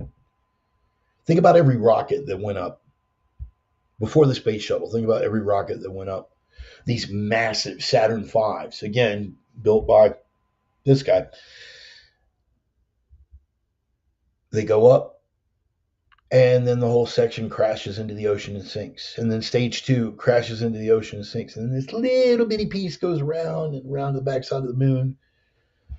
If we actually went to the moon, around the backside of the moon, and then comes back in and burns up on re-entry. And then after they rescue the astronauts, they go ahead and sink that too. Musk is putting satellites up and landing the same damn rocket 5 times, 10 times. He created a commercial space industry where none had previously existed. And because of those market forces, he needed to be maximally efficient with minimal expense. Private sector does that. It's one of the beauties of the market. That's one of the beauties of capitalism. Eric Prince did that with war. I urge you to read this article. I also urge you to check out his podcast, Off the Leash with Eric Prince. Check out his podcast. And if you get a chance, it is not a difficult read. It's one of those, same size, thickness books as like, I don't know, like Ann Coulter size books, but it's called Master of War. And it's a biography of Eric Prince. The guy's fascinating. And his take on outsourcing war, bringing private sector solutions to war fighting, is some of the most brilliant. You'll catch yourself halfway through it going, how is this not self-evident? How is this not self-evident to any relevant party? How have we not been doing this from the beginning? It's absolute brilliance. He has advised presidents. Donald Trump actually came back because he had offered a solution for the withdrawal in Afghanistan, and it was brilliant. But Trump was surrounded by a lot of bad people, a lot of neocons, a lot of deep state guys, John Bolton, that kind of thing. And he came up to Eric Prince later at a social function and shook his hand and said, Eric, I should have listened to you. I should have listened to you in Afghanistan. What a high compliment. What a high compliment. I should have listened to you in Afghanistan. And now he's making recommendations on NATO. What he's recommending against is the military-industrial complex and the deep state. And he is letting you know that as long as people continue to have government and taxpayer money pouring into their pockets for wasteful spending on useless wars, what you allow is what will continue. And as I'm fond of saying, what you enable is what will exponentiate. Exponentiate. That's my college word. I got like 3 of those. Read it. Too big to win. Neocons, too big to win. That is the link. Eric Prince is the gentleman's name. And you can read whatever you want about Blackwater. You can choose to believe whatever you wish about the Nisour Square affair and Raven 23. That's a deep dive for another day. And I had one more little flashpoint. I just wanted to show you this. This cartoon, guys, if you send me a message, because this is what we're getting ready to jump into right now, is that little stabbing incident over in Germany. Ausländer raus. Foreigners out. Foreigners out. Right-wing extremist bigotry, right? At least that's what it's called in Germany. And in Germany now, they're a little sensitive about that whole far-right extremism thing, owing to, some historical things that may or may not have happened. They're a little sensitive about that. And the people that it may or may not have happened to have made sure of that and to have it enshrined into law. And as a result, you are not allowed to speak up against illegal migration. You are not allowed to speak out against multiculturalism. You are not allowed to speak out with regard to anything that is eroding your country from the inside out, no matter how self-evident it is and being done right out there in the light of day. You can't mention it. This 3 panel basically sums up, and we're gonna get a little bit deeper on it, but this pretty much sums up what happened. There was a right-wing extremist, quote unquote, a group of right-wing extremists that were having an anti-Islam rally in a public square. And their point was, we cannot trust these Islamists within the boundaries of Germany. They are not culturally well matched to the West. They are anathema to us. They are violent and prone to violent crimes. Now, of course, the approach from the German police is, that is so bigoted. And it was, until Jihad Johnny popped up with a big butcher knife and ran through stabbing people. The diversity is our strength. That middle panel where the cop is holding him down, that is descriptive of what happened, because when the ruckus broke out, Jihad Johnny stabbed a couple of the guys, and you'll see them in the frames. Let me see if I can pull up. That photograph again. One of these photographs again. You can see the guys in the blue shirts are the ones who are the anti-Islamist guys, right? Jihad Johnny's wearing an Adidas, wearing the pants from an Adidas jumpsuit or some kind of tracksuit, and he's got the blade. Now he runs up and stabs the guy, the far right guy on the far right in this particular frame. He runs up and stabs him.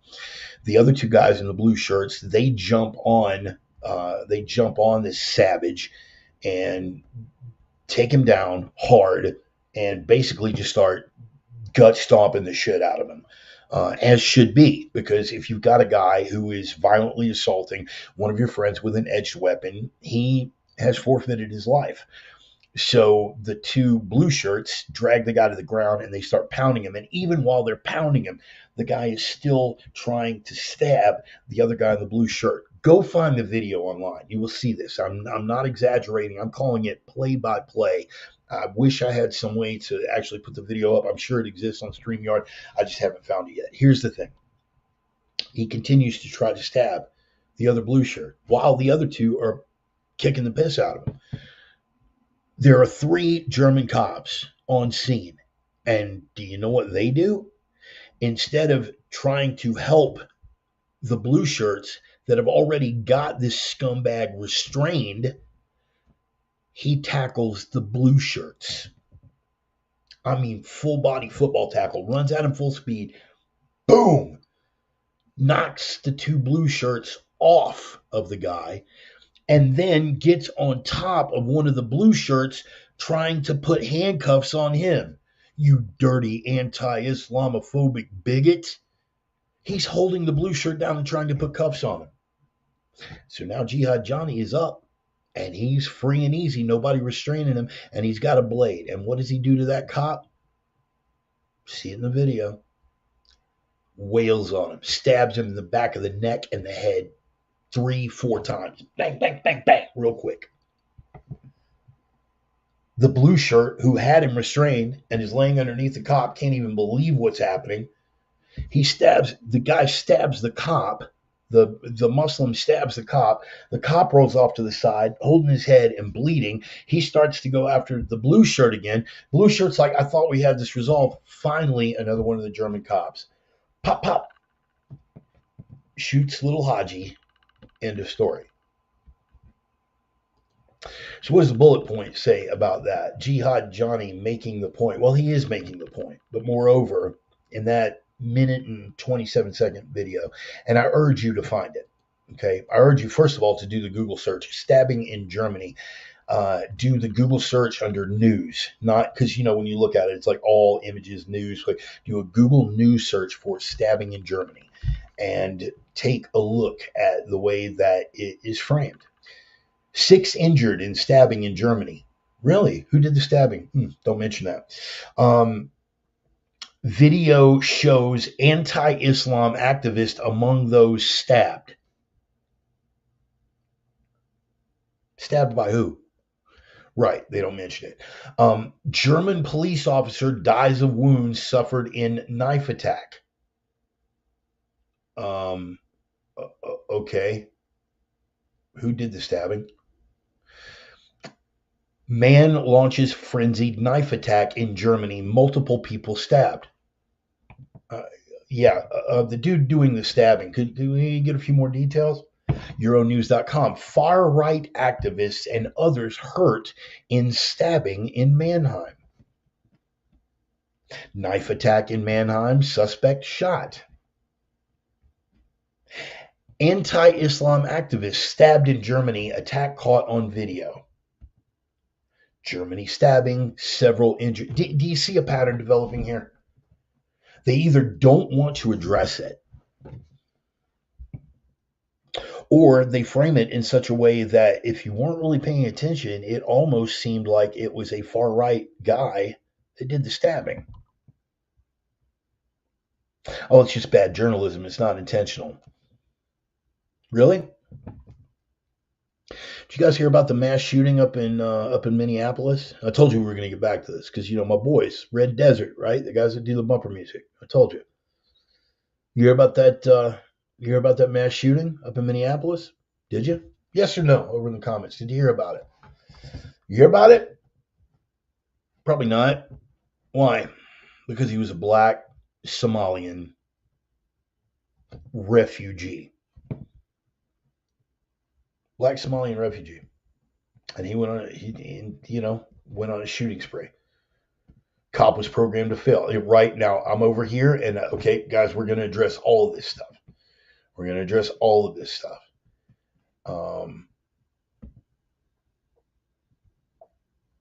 Right? It's called framing. I love it, Mike. I love it. I know Stone's paying attention because how many times do I go over that? Right? Kind of like car runs over hundreds in Christmas parade. Right? Exactly.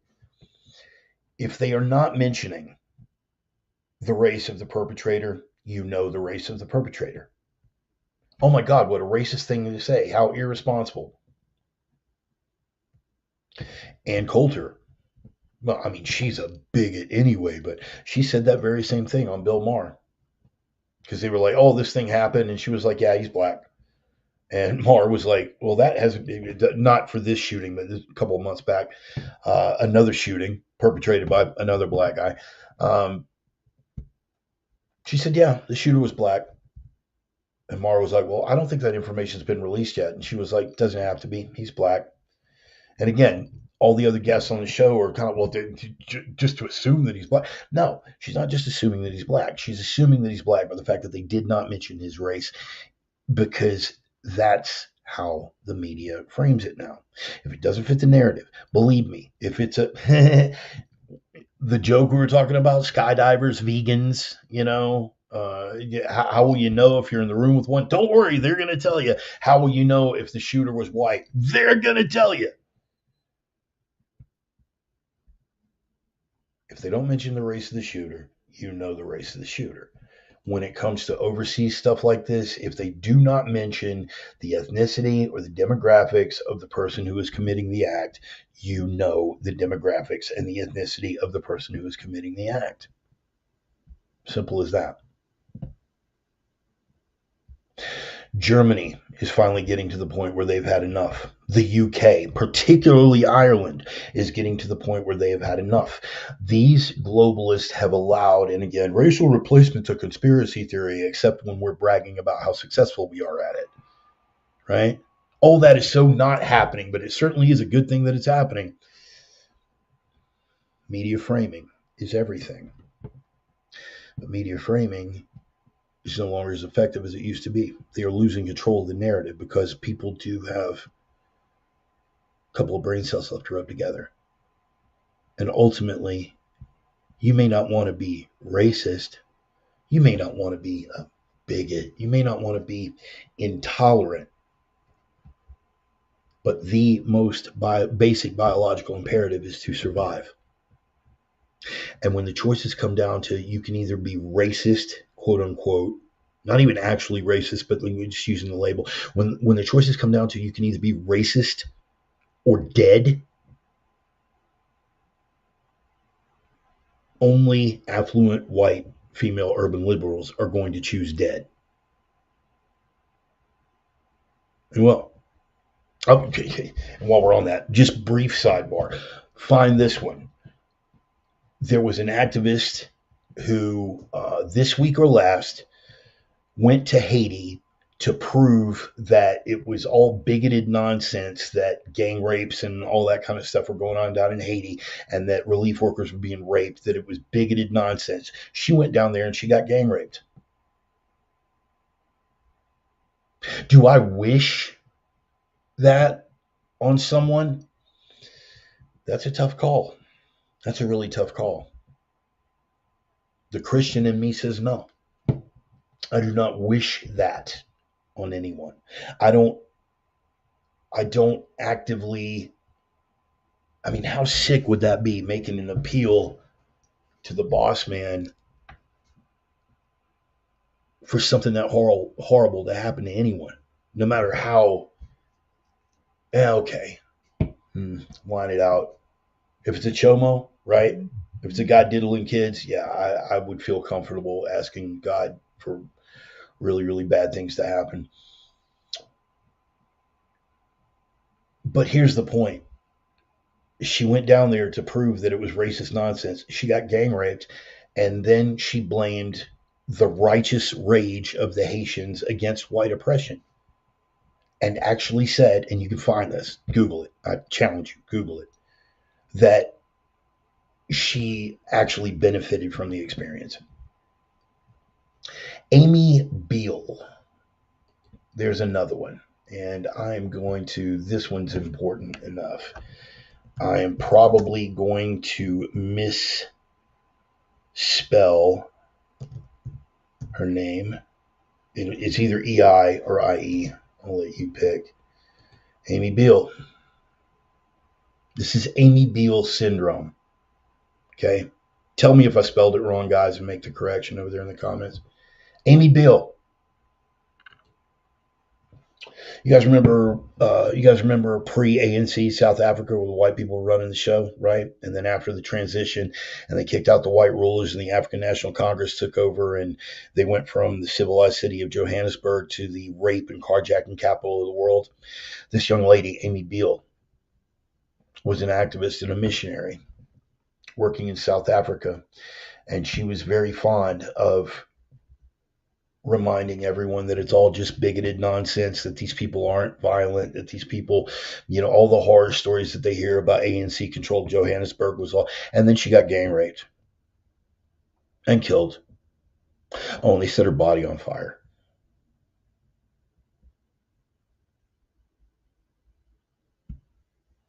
Her father and her mother. They arrested, her father and mother weren't killed. I'm going somewhere with that. They arrested the 4 or 6 simian primates that performed this horrible act on this woman. They arrested them. ANC court did nothing because they were blacks committing crime against a white person. That kind of thing could never happen here in a blue city, that it would get so convoluted that you let black people go for committing crimes and then prosecute the white people. It would never happen here, of course. But over there it did, and the father and mother arranged a meeting with the suspects, with the animals that had gang raped and killed their daughter, and forgave them and started correspondence with them. There is a part of me that is, and this is a conflict. A little sidebar here. This is a conflict. We're trying to live like Christ. This is a conflict with Christian beliefs, and I wrestle with it. I still wrestle with it constantly. It's no secret the fact of what an inspiration Sarah Weaver has been to me. instrumental in my return to the faith. Her faith is just beyond reproach. She had something very, very horrible happen to her. You guys know about Ruby Ridge. She found forgiveness in her heart for everyone responsible. She has truly been able to let it go and put it behind her. I'm still not there yet. I'm still not there yet.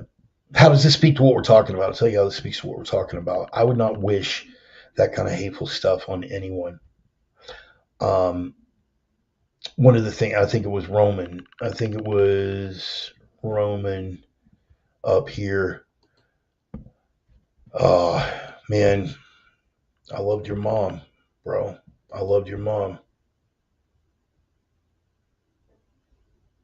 Yeah, it derailed me for a minute. I miss her. I miss her. Damn good woman.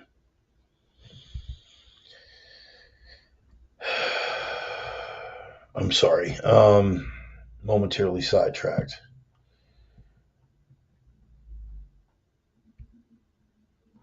Right. The average woman is 4'4". Yeah, but I'm 5'7". Yeah, making the point. Sorry, rolling a little too far back. Color revolution. On and on and on and on and on. It is called framing. No sympathy for that cop. Not sorry.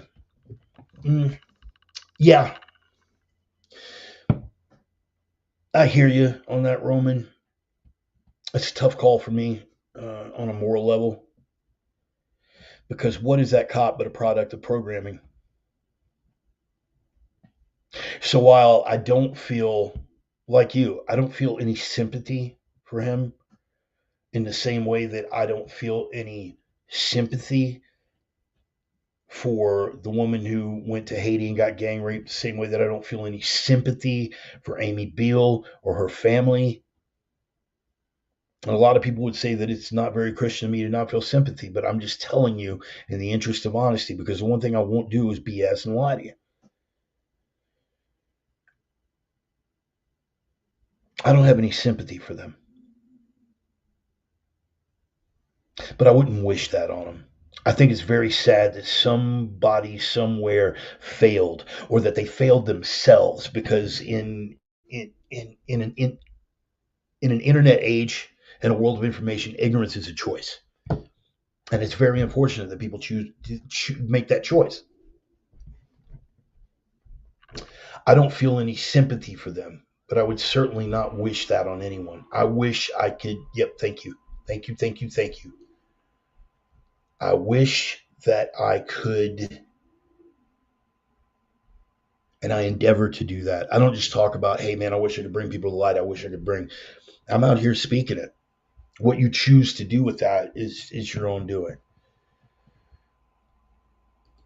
But in that minute and 27 seconds video, we got to see in microcosm the unraveling of the West. The blue shirts were people who see what is obviously going on in front of them, that their culture is being eroded, that there are foreign elements, Ausländer, who are not passively but actively undermining the Western cultural underpinnings that have held Europe together. Everybody loves to talk about indigenous people. We are the indigenous people of Europe, and no one seems to give a damn about that, as we're being replaced. Oh, you guys are not being replaced. But isn't it good that we're replacing you?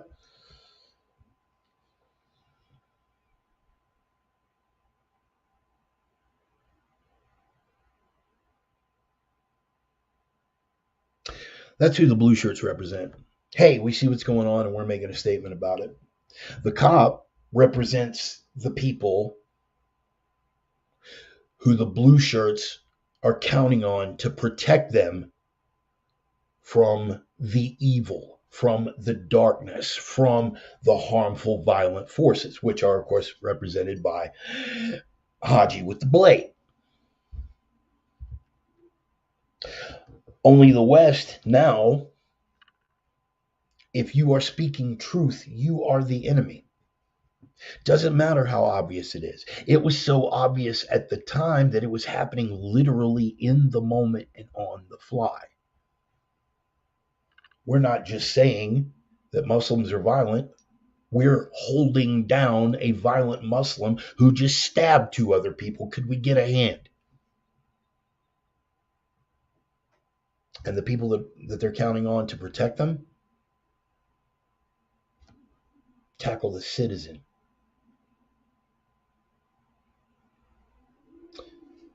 But even the stab in the back of the head, the fact that that officer died, still works for the analogy and still works for the example. That officer made the bad call. I don't have any sympathy for him, but I don't wish that on anyone. He made the bad call and it cost him his life.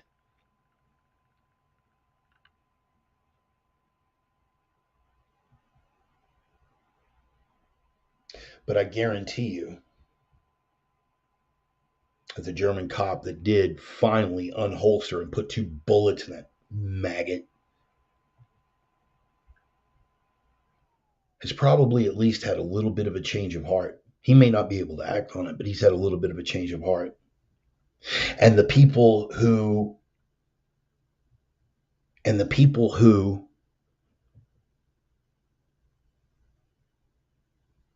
see this, that might be sitting on the fence, those Germans who have finally come around to the overwhelming evidence and they're finally starting to feel it in their own backyards, like the Californians here who are finally starting to feel the effects in their own backyard, like the denizens of Martha's Vineyard here who are starting to feel it in their own backyard. Oh, we love these people. We can't get enough immigrants. Oh, what, they're in mine? Oh, what, they raped my daughter? Oh, the rubber meets the road, people's opinions are changing. And that is in keeping with the analogy too, because a lot of people saw that video and a lot of people saw that cop get stabbed to death. A lot of people saw that cop die protecting the wrong side of the ideology. We're holding down a citizen. We're tackling a citizen who had an evildoer restrained. And for my trouble, I got stabbed in the back of my neck and head. Condom analogy took more effort.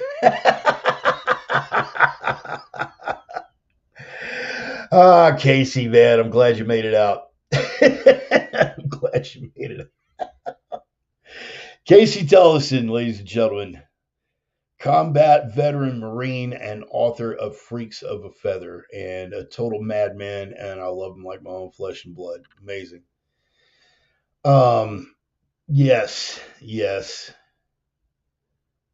Yes, the condom analogy. I have 6 CEU hours of cultural competence for my license renewal. I wonder if this counts. Oh, let's hope. Let's hope, Ida. We got to see it unravel in real time in a way that is undeniable. You see enough of it, even if it doesn't directly victimize you, if you see it in close proximity enough, only the most devout ideologues are not going to be swayed. People like the awfuls, affluent white female urban liberals, they will not be swayed. The example that I gave, this woman went down to Haiti to say that Haitian gang rape is a lie and got gang raped, and she came back and instead of going, I was wrong, chalked it up to misplaced rage against white oppression and said that she benefited from the experience. You can't help someone like that. So where do you draw the line? Well, that's where we're leading up to right now, because this week, also a factor, yes. This week, Trump went on trial. I don't need to rehash a whole lot of it. You guys know. And you can do the research on the facts, which means that nobody's got any excuses for being even remotely okay with this. I will tell you this. Prior to this week, if a right-wing government had been in power and made such a flex on a left-wing activist, I would have been vociferously opposed to it. Oh, you doubt that? You think it's a right-left thing for me? Keep in mind the tenacity with which I avoided getting caught in sides up until 2016.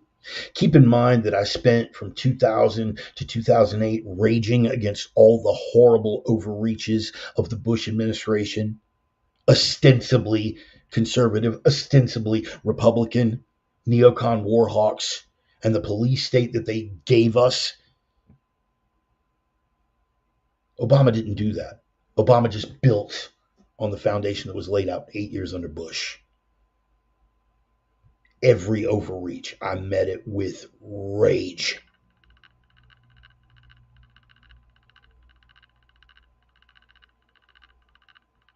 It's an educational experience for me.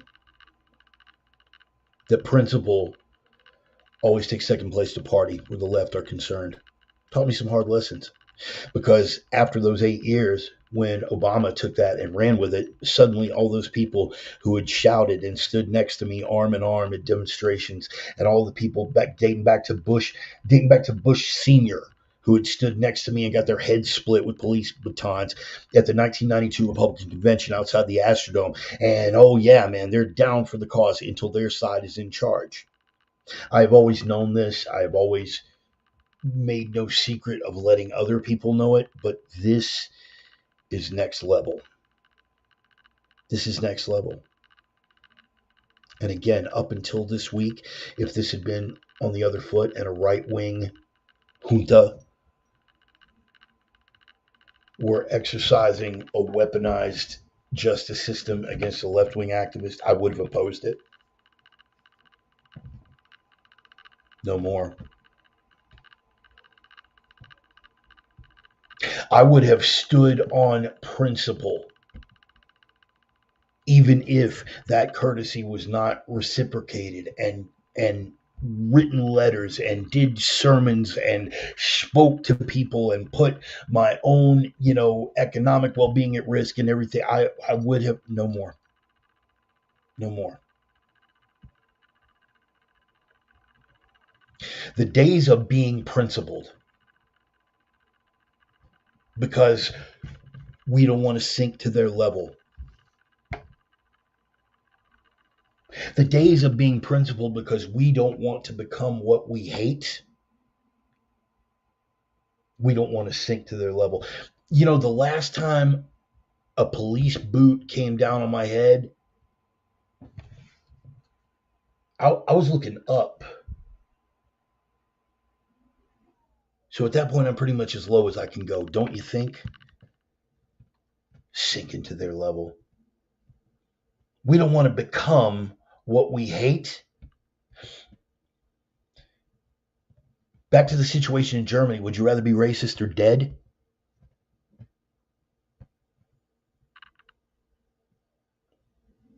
Even the people on their team, as we have gone on ad nauseum about on this program before, that only exist because of the cultural underpinnings of the West, the very West that they try to undermine. If Western civilization falls, the trans people off of their heads, the reactionaries up against the wall.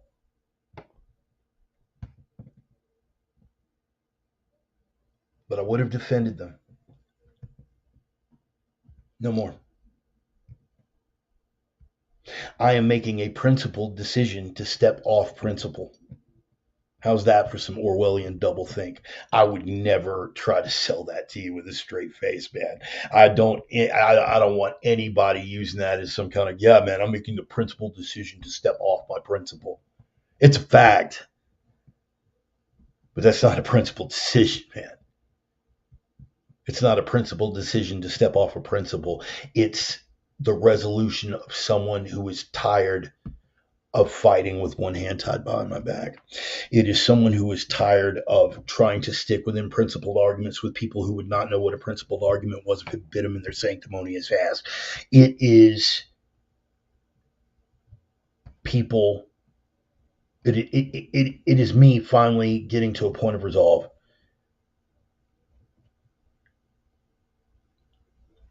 That it doesn't matter what side of history you're on. The people who are on the right side of history are the ones who win. Norm Macdonald, man, and I wasn't really a big fan of Norm Macdonald when he was alive. I never really got turned on to him. He just wasn't my cup of tea, but he was brilliant. And he had a bit about that. I picked up a history book, and look, the good guys always win. What a coincidence. I plan to win. I don't need to rehash what happened at that trial. You got the brief synopsis during the opening. They took a misdemeanor charge that was already past the statute of limitations. They let that lying whore on the stand. She's changed her position a half dozen times over the course of multiple hearings and still has a judgment against her for $300,000 that she owes Donald Trump for lying about this very thing and defaming him. She owes him 300 grand. She refuses to pay because she doesn't think it's fair. That's how it works when you're a porn star with big boobies. No, that's how it works if you hate Trump. Sorry, but there it is. She lied again on the stand. And she was allowed to give the testimony, even though the testimony had nothing to do with the crime that he was being accused of. Or wait, maybe it did, because the crime that he was being accused of was never laid out with any degree of specificity. Specificity is my college word. I got like 3 of those.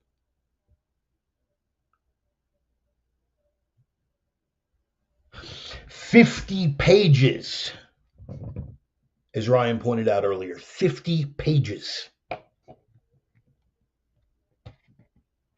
of jury instructions and commands of things that you could take into account, things that you couldn't take into account. That's not testimony. That doesn't count. It's a federal elections charge. The head of the Federal Elections Commission was brought in, and the judge would not let him testify, but he let a lying whore go on about and change her story yet again. Their star witness, Cohen, changed his story on the stand to remind everyone that he had previously lied about this thing that he lied about, but he lied about that to cover up this other lie. And I could be lying right now, but I'm not. You should take me at my word. I'm not exaggerating. This was laughable by any standard of measure. Just like the Fannie Willis affair, it's lawfare, just as on it. The judgment against him for real estate fraud. The banks, there was no victim. There was no victim in that crime. Oh, he inflated. This is the beauty of it. This is the level that we're at. And again, I don't want to belabor this because we all know there's no one with any degree of intellectual honesty that can look at this and not see it for exactly what it is. It is politically motivated. It is the last-ditch effort that they had, because beyond this, all they can do is kill him. God forbid. But beyond this, that's all they can do is kill him. And they know it. They're losing. They can't win. This is a last-ditch effort. The real estate trial, this is how convoluted that got. Real quick synopsis. Mar-a-Lago is only worth $8.5 million, and you said it was worth $30 million.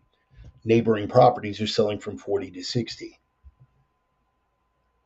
That's only worth $8 million. That's what our experts say. They bring in the banks that loaned him the money. They said, yes, he paid the money back with interest ahead of schedule. We would love to do business with him again, quote unquote. They issued a record judgment against Trump Tower and all of his other properties, $480 odd million, demanded that he post a bond so he could be free while he appealed it. So they couldn't go after his property while he appealed it. He had to post a bond. He said, look, man, nobody's going to take that bond. And their response, well, you could sell Mar-a-Lago. It's worth about $60 million. Even though the whole purpose of that trial had been to prove that it was worth less than 10. No one doesn't see what's going on here. You don't have to like the man. I don't demand that you like him. I don't demand that you agree with me. Hell, I don't even like some of the stuff he does. But there is such a thing as principle.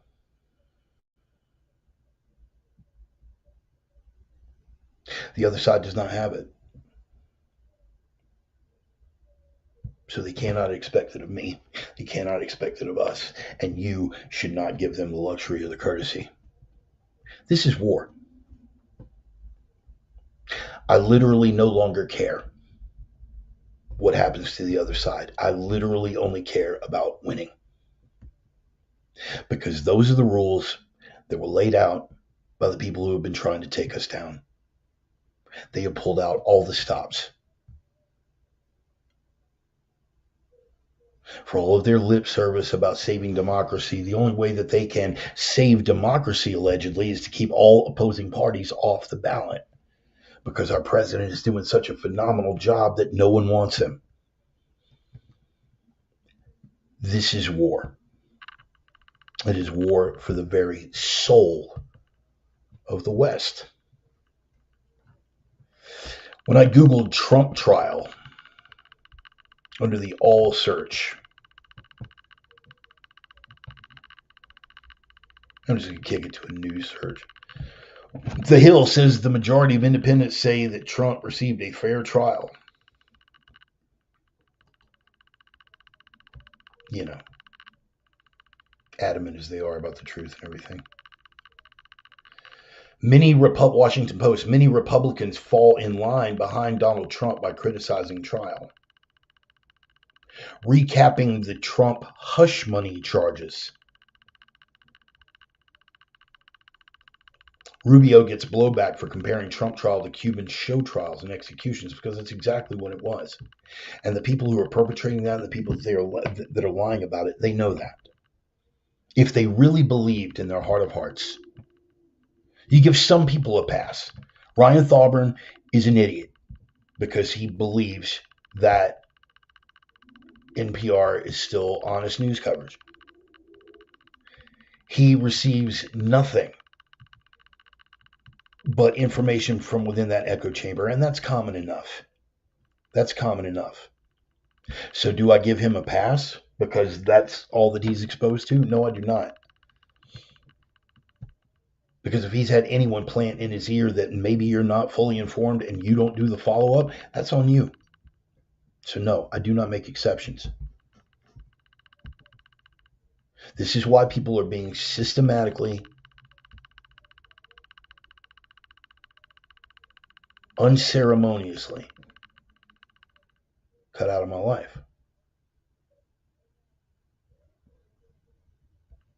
Do you think that these people, because it's no longer a difference of opinion, going forward, we are rolling into an era where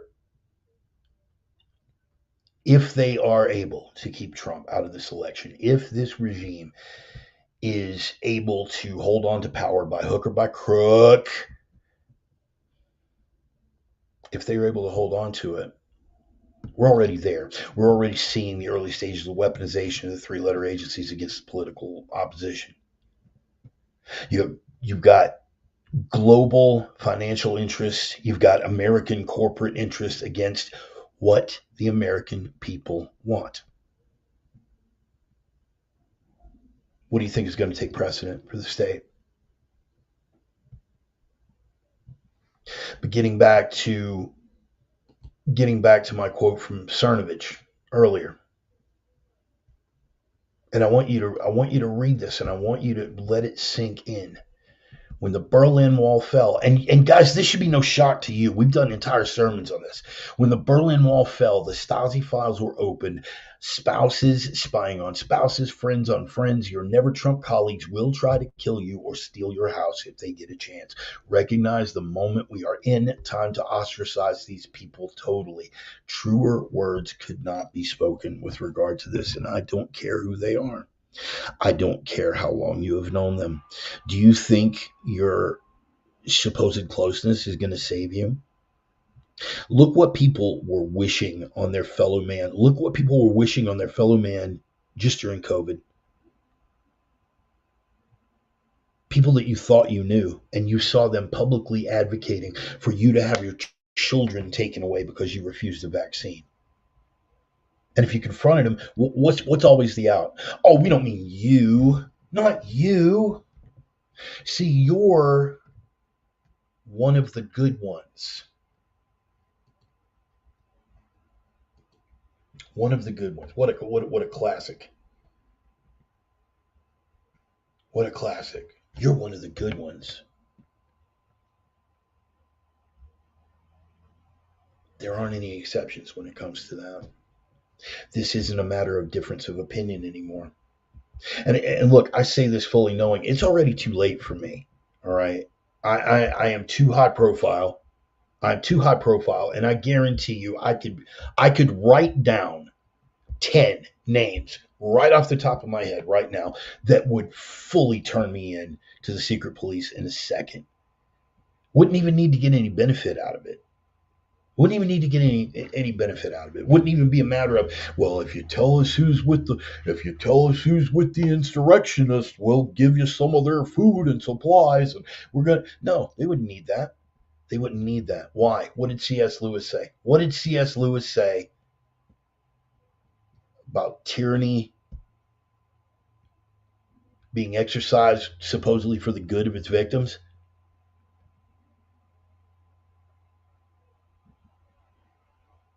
I cut my birth mother out of my life. You understand that? If you doubt my commitment, I cut my birth mother out of my life. 51 years of knowing her, a couple of years of knowing her, realizing what she was, and putting her right back on the back shelf. Why? Because that woman, with what's coming, and see if you've got somebody like this in your life, she would turn me in.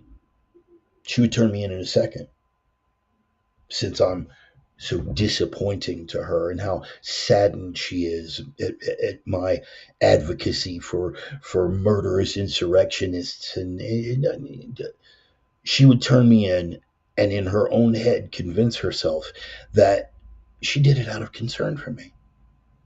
She did it out of love.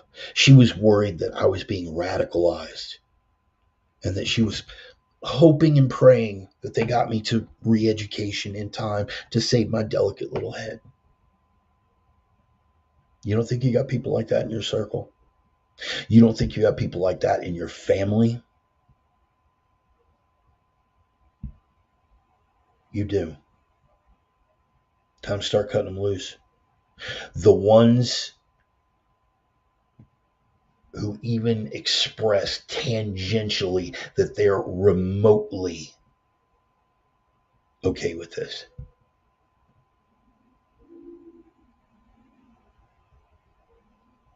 That we're remotely okay with this. You're gone. Thankfully, the COVID thing did most of it for us. Most of those people should already be gone. But you need to clean up. You need to clean up. Oh, you're becoming what you hate. You're becoming what you hate. You're narrowing everything down to an echo chamber. Yeah. Yeah. Yep. That's the damnable thing. It's only people who are close to you when you become a certain mindset, like Ryan and Deacon Mark. True. The only people who can still hurt you are the ones who are close. You need to make sure you can count those people on one freaking hand.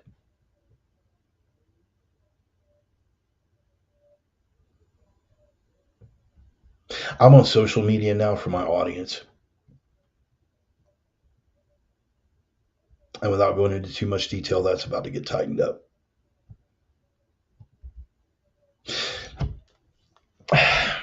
But I'm still out here thumping my chest and preaching it. Why? Because it's too late for me. As I said, it's too late. Nothing I can do right now is going to save me from the 20, 30 people who are going to turn me in. Hell, I guarantee you I got people on my Facebook page right now that have already reported me to the FBI. Oh my God, that's a horrible thing. Do you really? Yeah, I really believe it. Doesn't that upset you? No, no, not at all. People are going to do what they're going to do. As long as I'm walking in the light of truth and I'm clear with my own conscience, I don't care. I don't care what any regime thinks about me because I don't work for the regime. I don't care what anyone of a different belief system thinks about me or any shortcoming that somebody might feel about how I'm failing to live up to their exacting standards of what it is to live a moral life with a solid moral compass. Your boos mean nothing. I've seen what makes you cheer. Your idea of what is sick means nothing because I've seen what you call healthy. Your idea of what is normal doesn't mean shit to me because I've seen what you call normal. And I want no part of it. So as long as I am walking in the light of truth, and I will continue to walk in the light of truth, and I will continue to spit that truth with every last breath I have in my body, why would I worry about it? But for the sake of the rest of you, and even for myself going forward, whether it's got nothing to do with nothing, whether it's too late or not, in the basic interests of self-preservation, you had better clip that circle and you had better tighten things up. And that means cutting them all loose. If you see them doing intellectual gymnastics to try to justify this, gone. I don't mean unfriended. I don't mean unfollowed. I mean blocked. If you have a neighbor that in your casual conversations when you're rolling the garbage tipster out on trash day, and he mentions how happy he is that that orange son bitch got convicted, you know right then you don't need to be talking about much with this guy. Bart, is it really that serious? Yeah, it's that freaking serious. Stasi, when the Iron Curtain came down, 1 out of 3, or 1 out of 5, depending on which study. But either 1 out of 3 or 1 out of 5 were working for the Stasi. Neighbors reporting neighbors, husbands reporting wives. Couldn't happen. Let me remind you that during COVID,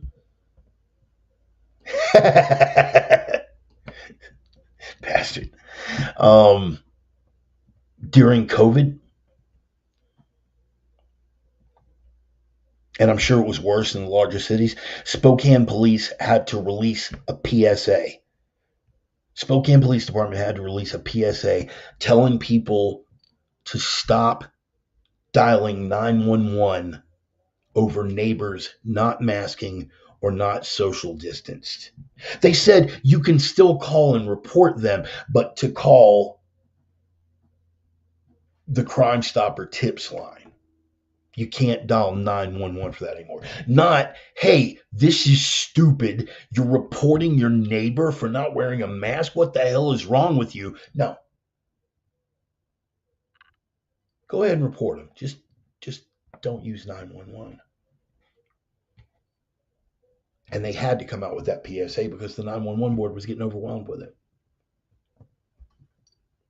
Overwhelmed.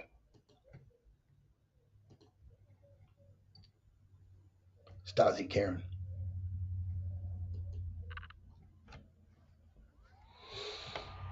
I don't care who they are. I don't care how well you think you know them. I don't care if they're members of your own family. And again, I'm not telling you anything that I haven't lived up to and exceeded myself. I cut my own birth mother loose. My adopted mother, I want nothing to do with. Other family members that I have no bread to break with. People that I have known in real life that have been friends of mine or I had thought to be friends of mine for a decade or better. Poof. And the comparison that I make is there's no need to rage about it. You know, there are people that I get ill at. There are people that I get ill at that I'm bitter about that I'll call out by name. You know, Aaron Tyne, Joshua Ryan Smith, punks, ingrades. They're not consequential, but, you know, it kind of sticks in my craw, and I'll call them out by name.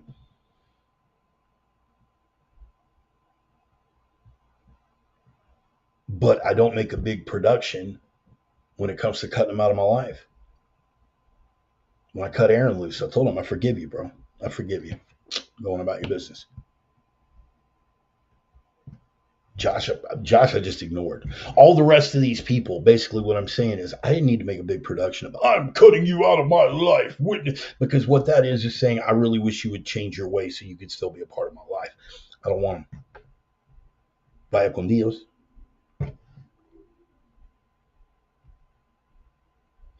The comparison that I make of the number of people that didn't make a big production out of cutting me loose when I returned to the faith.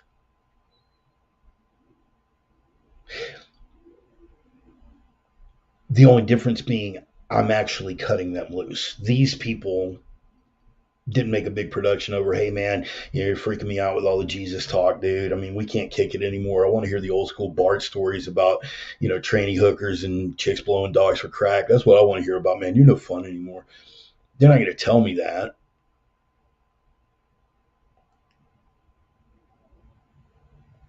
They just don't show up. Just one day, we don't really chat anymore. I'm okay with that. But pull the trigger, finish the job, reach over and click that block button, please. Because going forward, there's too much at stake. Marius and Sulla. Guys familiar with proscription? Proscription. I know you're familiar with prescription.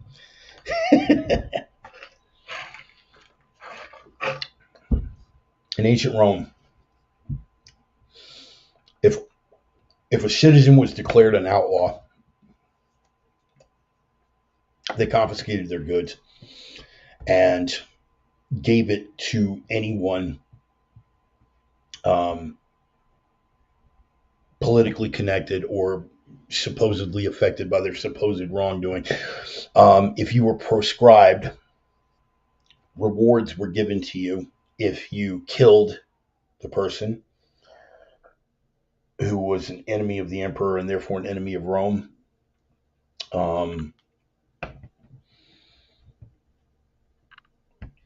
If you harbored or provided material aid to these people who had been proscribed.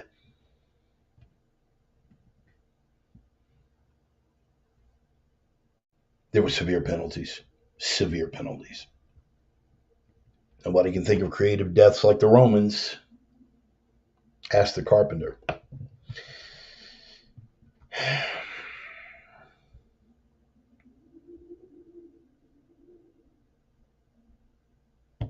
A massacre was committed by Gaius Marius.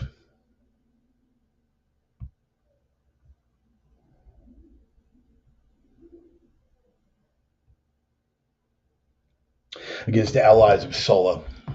You guys can do a little deep dive if you want to. Marius and Sulla. There was a certain cultural standard. It wasn't a rule. It wasn't a law. Was that while proscription was always available, you just didn't do that. It was always available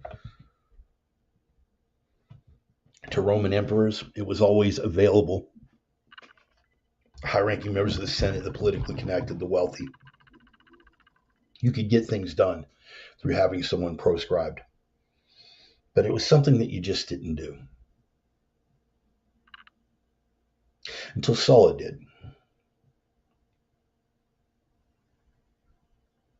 Because the massacres Gaius Marius inflicted were beyond the pale. He was an existential threat to everything that was good about Rome, and the old rules don't apply anymore. Something must be done.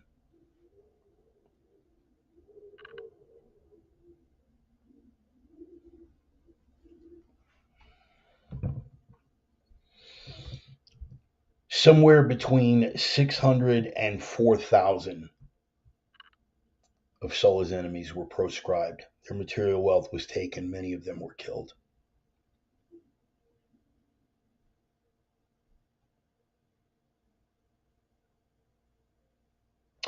At which point Marius and everyone who followed said, fine, this is the way it's going to be done. This is the way it's going to be done. It led to a horrible period of Roman civil war.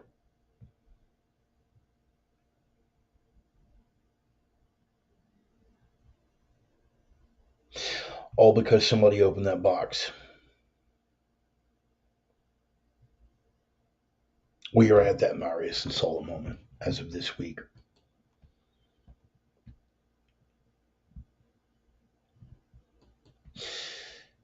History repeats itself anyway. But if the West is to survive, history must repeat itself. In this particular instance, they have laid out the ground rules, or more to the point, removed the ground rules. There were some things. Thank you, Ryan. I knew. I knew, Ryan.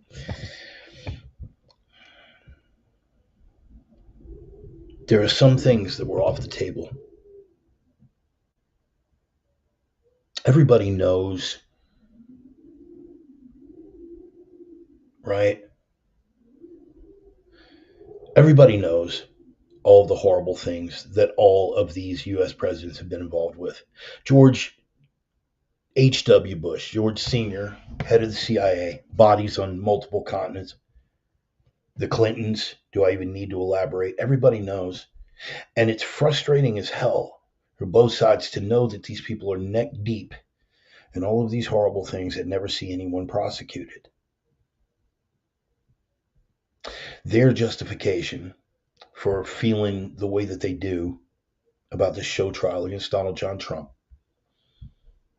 is based on finally somebody takes down the powerful, which would be fine if they would have actually gotten him for something that he did. And if that thing that he supposedly did was a horrible thing. He is literally looking at over 100 years in prison for worst case scenario, even if every bit of it was true and they had material evidence to provide, worst case scenario, he wrote a check to a horse-faced porn star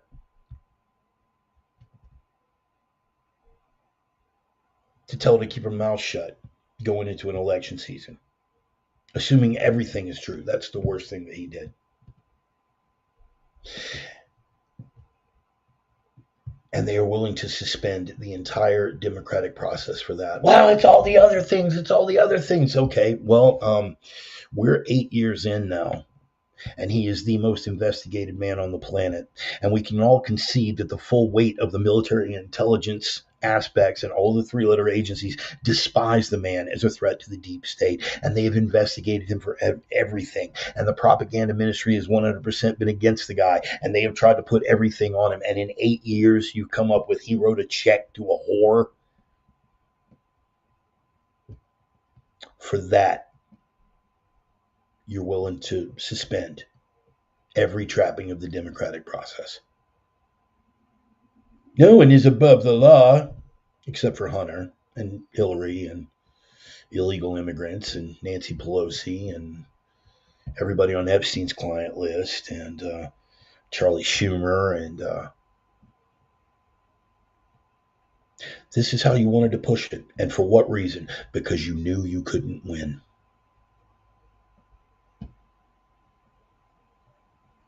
They will sentence him to jail. You know that they will sentence him to jail. Because every time you think, every time we think, we are projecting. Here's a little something I can tell you about self-defense. You know, a lot of people say, well, hey, man, if he asks you for the wallet, just give you the wallet. You know, I'm just going to give him my wallet. Because I know if I asked somebody for a wallet and they gave it to me, I wouldn't go ahead and kill him. You wouldn't. They would. Well, I know if we had him up against the ropes like that, man, once we got the judgment against him, we got all the publicity we need. We don't need to. I wouldn't put him in jail. They will.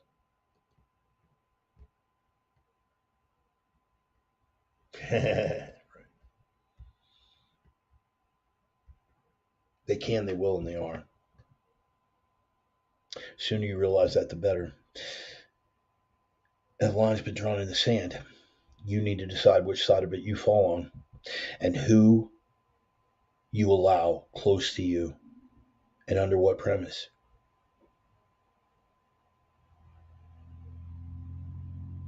I don't care about your difference of opinion anymore. I don't care about your pronouns or your progressive policies or your will for the greater love of mankind or your, you know, professed subject matter expertise. It's something that, that Mad Owl guy gave you your opinion on. I don't care about any of that anymore. I don't need an audience. I love that you guys are here. Don't take that as me being an ingrate. I love you guys are here. I don't need to do this. I can free my Sundays up again. I'm here because I feel called. Initially, it was just therapy, but I'm here because I feel called. But none of the other stuff matters going forward. That decision to step out of principle, you can think about me whatever you want. Yes, agreed, Tommy. Good, yeah, good observation. Right? Yes. Right. I would have done Stormy too. Even that was before I found Christ. Can anyone trace what Stormy did with the cash or if she claimed taxes on it? I'm sure not. But it doesn't matter. Principles are for suckers. One set of standard, that's for suckers. I'll tell you this much about Stormy because again, before my return to the faith, and by the way, I should point out to you guys, not to puff my own pecker, which is a weird comparison to make considering the subject matter, but right now I'm 5 weeks porn free. What? 5 weeks porn free. 5 weeks. I will say this.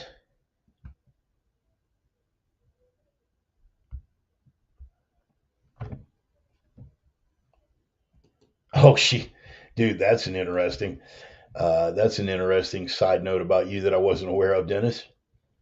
I will say this: the performance that Stormy Daniels gave on the stand in that New York City courtroom was more exciting than anything she's ever done on camera in her previous line of work. And I'll leave it at that. But I don't care about porn stars. I don't care about tabloids. I don't care about this, that, or the other thing. I'm not worried about your interest rates. I'm not worried about your pronouns. I'm not worried about the petty little things that you complain about. There are only 4 things that mean anything to me going forward from this point. Meaning also, I don't care about your principles anymore. I am still or strive to be a principled man. But if you were my enemy from now on, principles are out the window because you've shown me what you're willing to do. You have shown me that for me having the temerity to disagree with you on whether you can force a vaccine into a needle into my arm, you are ready to have my children taken away. You have shown me that you are ready to have my livelihood taken away or to have me locked away or incarcerated for disagreeing with you on a disease prevention protocol. You have it might be. Don't stop me. I'm in a rant. You have shown your willingness to put my livelihood at hazard. You have shown your willingness to see me dead, to wish me dead during the COVID pandemic. Literally wish me dead. More than once. But you're one of the good ones. You're one of the good ones. Let me touch back on that. One of the good ones. How long is that going to last? What do you think that felt? What do you think that felt like to a black guy on a plantation in the antebellum South? Well, I like old Festus. He's one of the good ones. But at the end of the day, if the choice was giving up your favorite field Negro to a lynch mob or losing the favor, not even losing your plantation, but losing the favor of your friends who are fellow plantation owners, what do you think's going to happen to Festus? Even if he is one of the good ones. Don't tell me I'm one of the good ones. I don't want to be one of the good ones.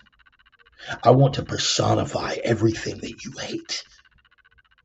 I want to personify everything that you have the balls to admit that you hate, rather than just be the guy that you hate quietly and wish horrible shit on. You have exposed yourself, Sparky. You and your whole freaking side, you and your whole freaking team, you have exposed yourself as either someone who is willing to perpetrate evil for the sake of your own satisfaction or one who is willing to enable it. So I shall return the courtesy.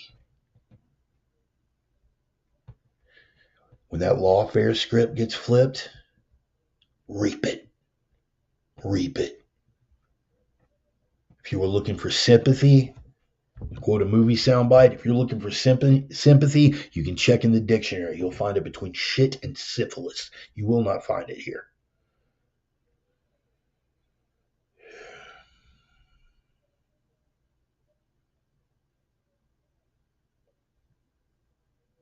You have sown the breeze. You will reap the whirlwind, the smugness, the arrogance, the laughing, thumping yourself on the chest, patting yourself on the back, puffing your own pecker like you really did something here. That man raised $58 million in 24 hours after what you did, most of which was from small donors. You were losing the black vote. You were losing the Latino vote. You're losing the independents. Hubris is a bad look. Going forward, all bets are off. Cut these people out of your life. You're right. How Christian of you remind them, Jesus said, do not own a sword, sell everything you have and get one. Yeah, and since we're keeping everything in context, sell your sword and buy one. I will sell my sword and buy one that I may be counted among the transgressors. I may be without sin, but I will sell and pick up that sword that I may be counted among the transgressors. Put me down with the carpenter. Count me among the transgressors. You are all dead to me. Don't wonder why.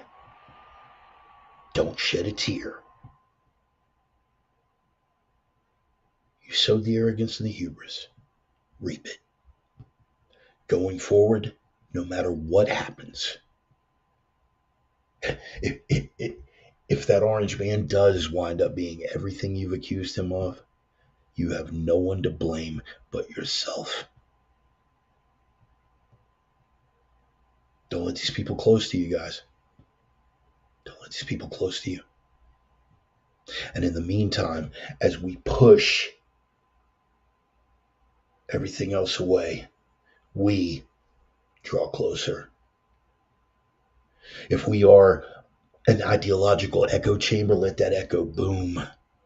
Let that echo boom with nothing but love and respect and strength and lifting each other up and helping each other get through the stuff that's coming. The other side lives off of reveling and everybody else is suffering. Schadenfreude is like heroin to these people. They don't care.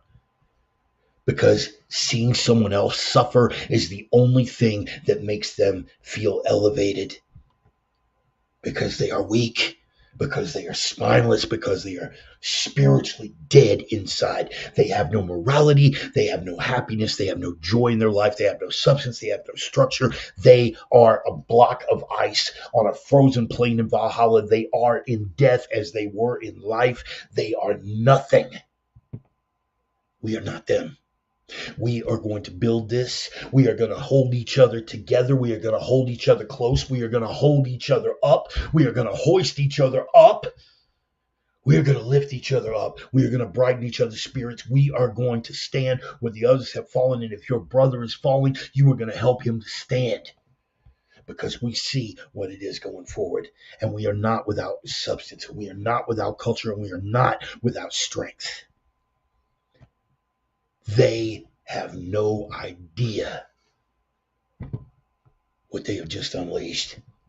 But we're going to show them. We're going to show them. And for those of you out there that are my brothers in Christ, we already read the book. We win. We win. But secular or religious, we know, particularly my brothers in Christ, we know that before we get to that victory, there's a nasty little piece in the middle, and it's coming. But we are walking in the light of truth. And if we are walking in the light of truth, and we are holding each other up, and we are ministering to our brethren, and we are putting those hands of comfort on our brother's shoulders, and if we are showing our brothers skills and how do we work this platform, and how do we fight, and how do we grow food, and let me help you work on a car and teach you how to work on that car. Let me make the most of the limited resources that I have, that we can lift each other up with our respective limited resources, and the two sides coming together are stronger synergistically as a whole. We are gonna win. We are gonna stand. We are going to suffer through this, and we are going to be a shining example to the people who are sitting on the fences going, I wonder how they're gonna play it now. We're gonna show you. Pay attention, Sparky. Pay attention. It's gonna be a beautiful thing. Gonna be a beautiful thing.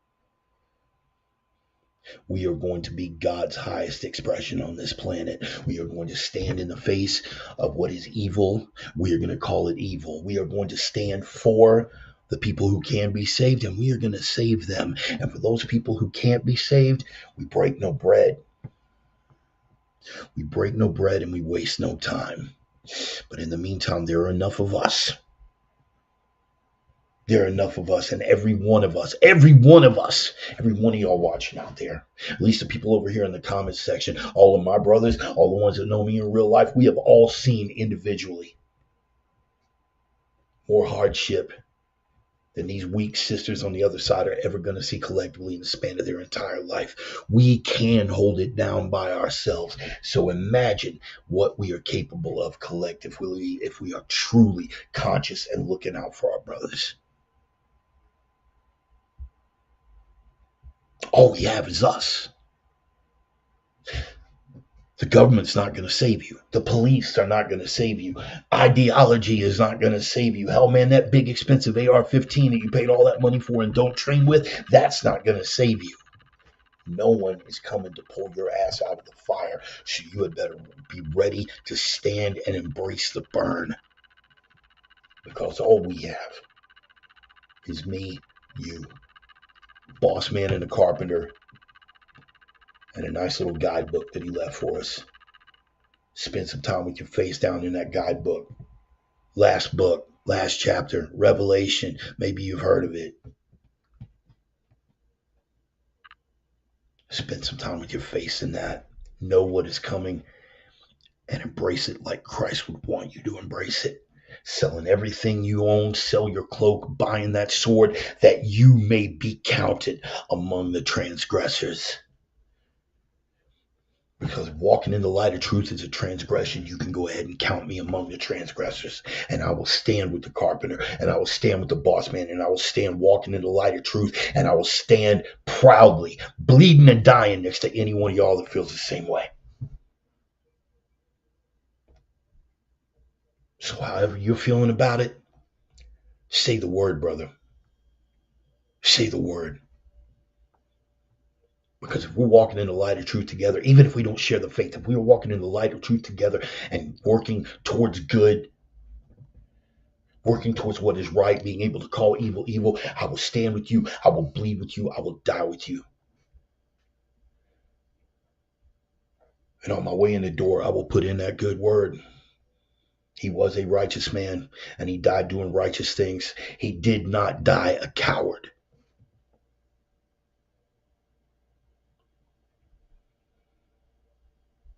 You don't understand.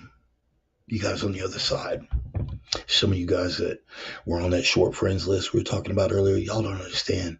You're looking at me right now, you're like, man, where's all this fire coming from, man? He's out of his mind. He's lost it. I wish that I could instill in you the love. I wish that I could instill in you the peace. Sound like I'm riled up and fired up? Am I throwing things around? Am I getting negative? Am I telling you it's all over? I'm telling you to stand. I got a peace in my heart that y'all wouldn't even believe, man. And I don't expect you to understand it. Damn sure don't expect you to share it.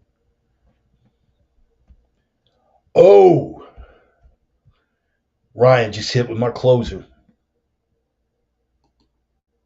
Ryan just hit with my closing. Y'all see this? Might is always right, even when morally corrupt. That is truth. That is truth. But y'all hold on. Y'all keep tracking. Hold on here. Hold on. It is up to us to change the morality. Ah!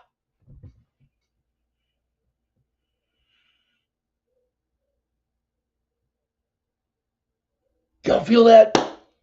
Y'all feel that? Historically, that is absolutely correct. Might is always right. The strength of the conqueror wins out in the end. Might becomes right. It is up to us to change the morality. And I promise you, we've got the strength to carry the day. Might is always right, even when morally corrupt. It is up to us to change the morality. Y'all feel that? Y'all feel that?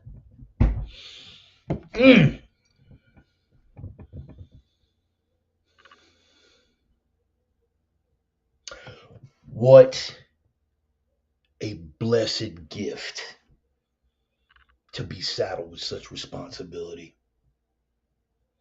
Might is always right, even when morally corrupt. It is up to us to change the morality, like we're always talking about. Put down your burden and pick up that cross. You want to know why I'm charged up? All you friends of mine have been hiding back there in the periphery for all this time, just checking in, wondering what's going on Planet Bart. You want to know what's got me charged up? It's because I've already set down that burden. And like Brother Ryan just said, it's up to us to change the morality. And that is a cross that I'm ready to pick up and carry to the top of that hill. Amen and amen. God bless you for that, Ryan. God, that was, because that's resolution, brother. We've had that discussion many times before. Many times before we've had that discussion. Because might is always right. Might always wins in the end. Just like being on the right side of history. The only way to be on the right side of history is if you win. All of these things are true, brother. And we've had this discussion before. But that follow-up, man, it is up to us to change the morality. We're going to change it for them. We're going to change it for them. And even if they won't be changed, we're damn sure going to bring it to their front door. Just like when they bring the opposition, I do not wish to violently engage these people. But if someone brings violence to my doorstep and knocks, they will find me at home. I'm ready to take that might. I'm ready to change that morality. I'm ready to put down that burden and pick up that cross. God bless you for that, Ryan. That was beautiful, man. That was freaking beautiful. I love y'all, man. I'm going to close with a prayer. Lord God, what a lovely little piece of brilliance you just spoke through my brother. What a lovely little piece of brilliance you just spoke through my brother. And I ask that you bless his brother, who is still up against it. He's out of the fire, but he's not out of the woods, Lord. Kevin needs that protective hand. Kevin needs that protective hand for all those people close to him. I ask that you watch over Kevin. I ask that you watch over Brother Ryan. But those that love me and those that I love, Lord, I thank you for your protective hand. I thank you for your divine guidance, your wisdom. I thank you for showing with clarity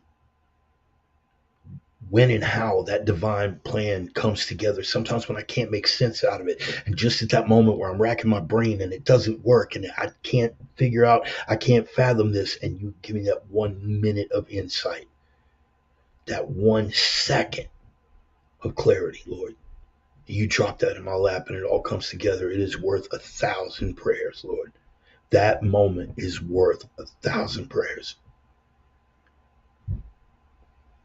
I always ask for clarity, discernment, and above all, strength.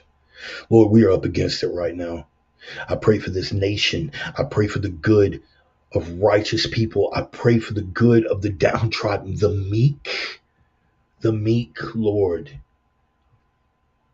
the ones who have it in them, the ones who have it in them to do great harm, but who keep that under control. It may be time to unleash that beast, Lord. And if it falls upon our generation, if that is our cross to bear, omnia ad regnum, Lord, omnia ad regnum, everything for the kingdom, everything for the kingdom.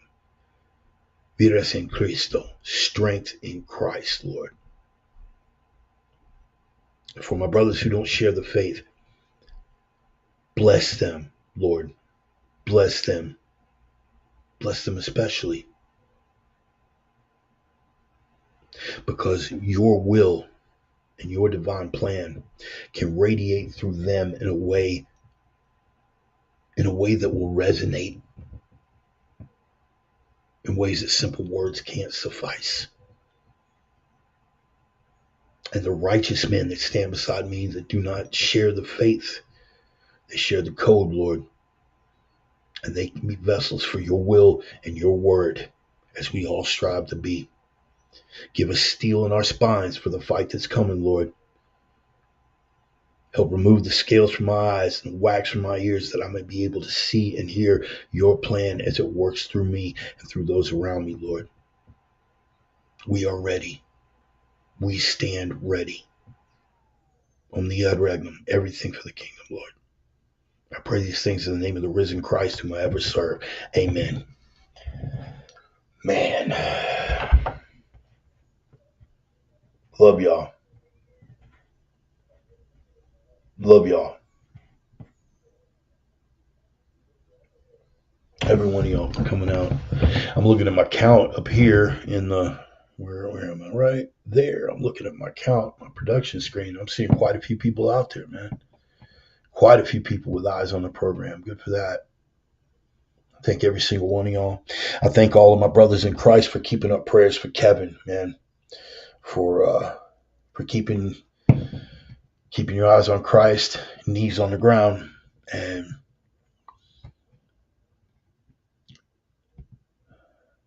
really showing where that strength and love is coming from. Sometimes I'm not such a good example. You know what I mean? I strive to be a better one, but there's times that I fall short of the mark. And all the things that we're talking about now all the things we talked about tonight that are products of politics and things like that, just help remember, man. Just remember, we live in the world, but we're not of the world. This is irrelevant. Alvin Bragg is a sanctimonious fat bastard, but he's irrelevant. Judge Mershon, shill, tool, puppet, doesn't matter. Donald Trump, no matter what you think of that man, at the end of the day, doesn't matter. The adjustment is not what we are making to push or assist one or the other, to push Alvin Bragg over this and Judge Mershon over that and Donald Trump up over this. The adjustment that we make is to ourselves and to each other. The machinations of that are out of our hands. Even voting, which I firmly still advocate, at least through this November.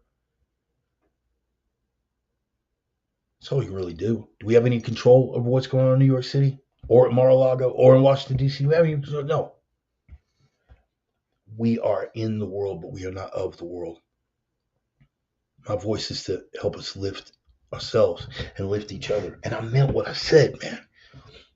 Everybody here has got something that they can offer to somebody else. A witness that they can bear. A testimony that they can offer. A skill that they can share. That is the best gift in the world. You know that? Knowledge. It's the best gift in the world. Why? Because it's the only gift that you can give and still have. If I have 2 apples and I gift you 1 apple, now I've only got 1 apple. If I've got a book about how to grow apples and I memorize that information, and that knowledge, and I hand you the book, and you memorize that info, and you gift it on to the next guy, and that goes on infinitely, man. We've all got knowledge. We are all a product of our experiences, and as such, by definition, we all have knowledge. We are all subject matter experts in something. Share that. Remember, if the world hates you, it is because it has hated me first. Thank you. Thank you. Damn, Ryan. Swinging for the fences coming out of a good book tonight, brother. I like it. I like it a lot. Hell of a closer, bro. Hell of a closer. That one's getting committed to that one's getting committed to Quotable Ryan Volume 1.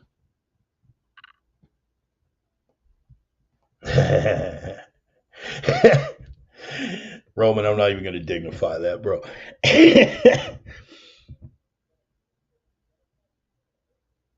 We are going to have to count on each other. It is not going to be easy. Going forward, you will be shunned. You will be ridiculed. Many of us are used to that. Guys like me, guys like Ryan, Stone, we're already used to that. Social circle? What social circle? I don't care. Just remember, particularly for me, I love you, Ryan. Particularly for me,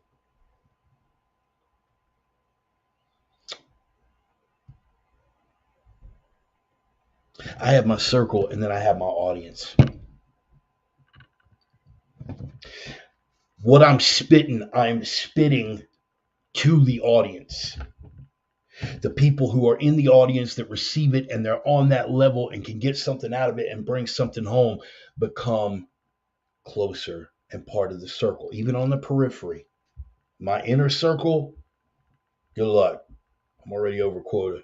My inner circle. We want to bring people into that orbit, and the way to do that is by focusing not on what we're against, but what we're for. What am I for? I am for the rule of law. I am for kids being protected as innocent. I am for women being revered and respected and women acting like women to be revered and respected. I am for men behaving like men and stepping up to their responsibilities as men. I am for having a solid, consistent moral compass. I am for what makes someone stronger physically, spiritually, emotionally. I am for these things.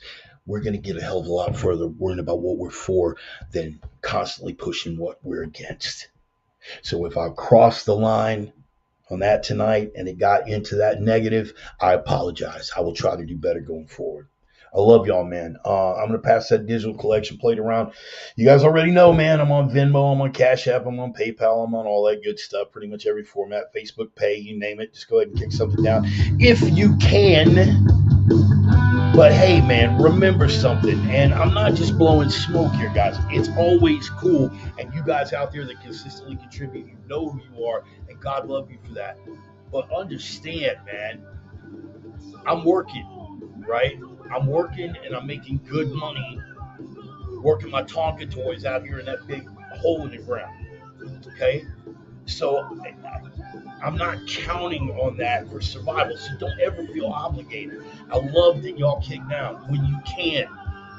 I love that. And eventually we'll be at that point where hopefully I got 10,000 people all kicking down $1 a week, and I'll be all right with that. Why? Because I'd rather have 10,000 people kicking down $1 than 2 guys kicking down 5,000, because it's not about the money, it's about the message. And if I could reach 10,000 people and have them all kick down $1 a week, I would want for nothing.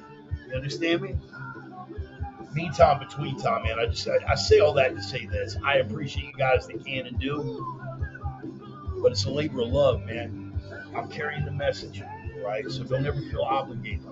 Thank you for the ones that did, but don't ever feel somebody's twisting your arm. It's not like that. Tell you what you can do for me, though. It won't cost you anything. I understand we're still in a Biden economy. So some of y'all can kick down. Here's what you can do for me. If you've got a Facebook page, you've got an Instagram, anything, tell somebody about the program. Because this fat, toothless son of a gun, he's a crane operator with some opinions. He likes to rant and rave for a few hours every Sunday. You might want to check that out, man. Maybe you can get something out of it. Spread the word, man. Spread that gospel. All my OG reverends, rangers, my sinner sisters, my prophets of doom out there, spread the word, man. Get that gospel out there. Do your part for the rev, man. Spread the word. I appreciate it. But here's what else you can do. And this is main importance right here. Things you can do, not just for me, but for yourself. Stone, what do we do? What do we do, Stone? Hashtag, we live to 3. Live to 3. What's the 3? 3 prime directives, baby. 3 prime directives. Directive number 1, signal the noise, the noise, the noise, the noise. They will try to bury you with the noise. You have got to be that signal, the real truth that punches through the noise of idiocy and fog and lies. You have got to be that signal that punches through the lies. You have got to be the light. In a world full of darkness, they'll try to bury you with the darkness, demoralize you, dehumanize you, emasculate you with the darkness. Convince yourself that there's nothing but darkness. You have got to be that light, or at least the hand that carries that light through the fog and punches that light through the darkness. Which brings me to the third and final and most important of the 3 prime directives, and that is you have got to be strength in a world full of weakness. When we talk about strength, yeah, we can talk about strength, but it's not just here, it's here and here, sometimes even here. Why strength? Because without strength, you will not have the punch to get that signal through the noise. Without strength, you will not have the endurance to carry that light through the fog and the tenacity to punch that light through the darkness. So strength above all, and when you pray for strength and pray for clarity and pray for discernment. And I swear, if you pray these things sincerely, you're going to get them all. And it's going to open up a whole different world for y'all, man. I promise you. What do the kids say? On God. The kids say now, right? On God. Carpenter's got your back. Boss man's got the plan. Take the scales off your eyes and follow it. Keep those ears open and keep speaking. Spit that truth. Share it with anybody who will listen, and even those that won't, if you think you can save them. And if not, disengage and walk away. God bless you all for being here, man. I love every single one of y'all. Look behind me, man. Memento mori. Remember, one day you will die. Make the rest of your life worth living. God bless y'all, man. I love you. Take care of yourselves. Take care of each other. We will see you out here next Sunday. God bless y'all. I'm the Reverend. That is the gospel. Peace. Feeling it. Love y'all.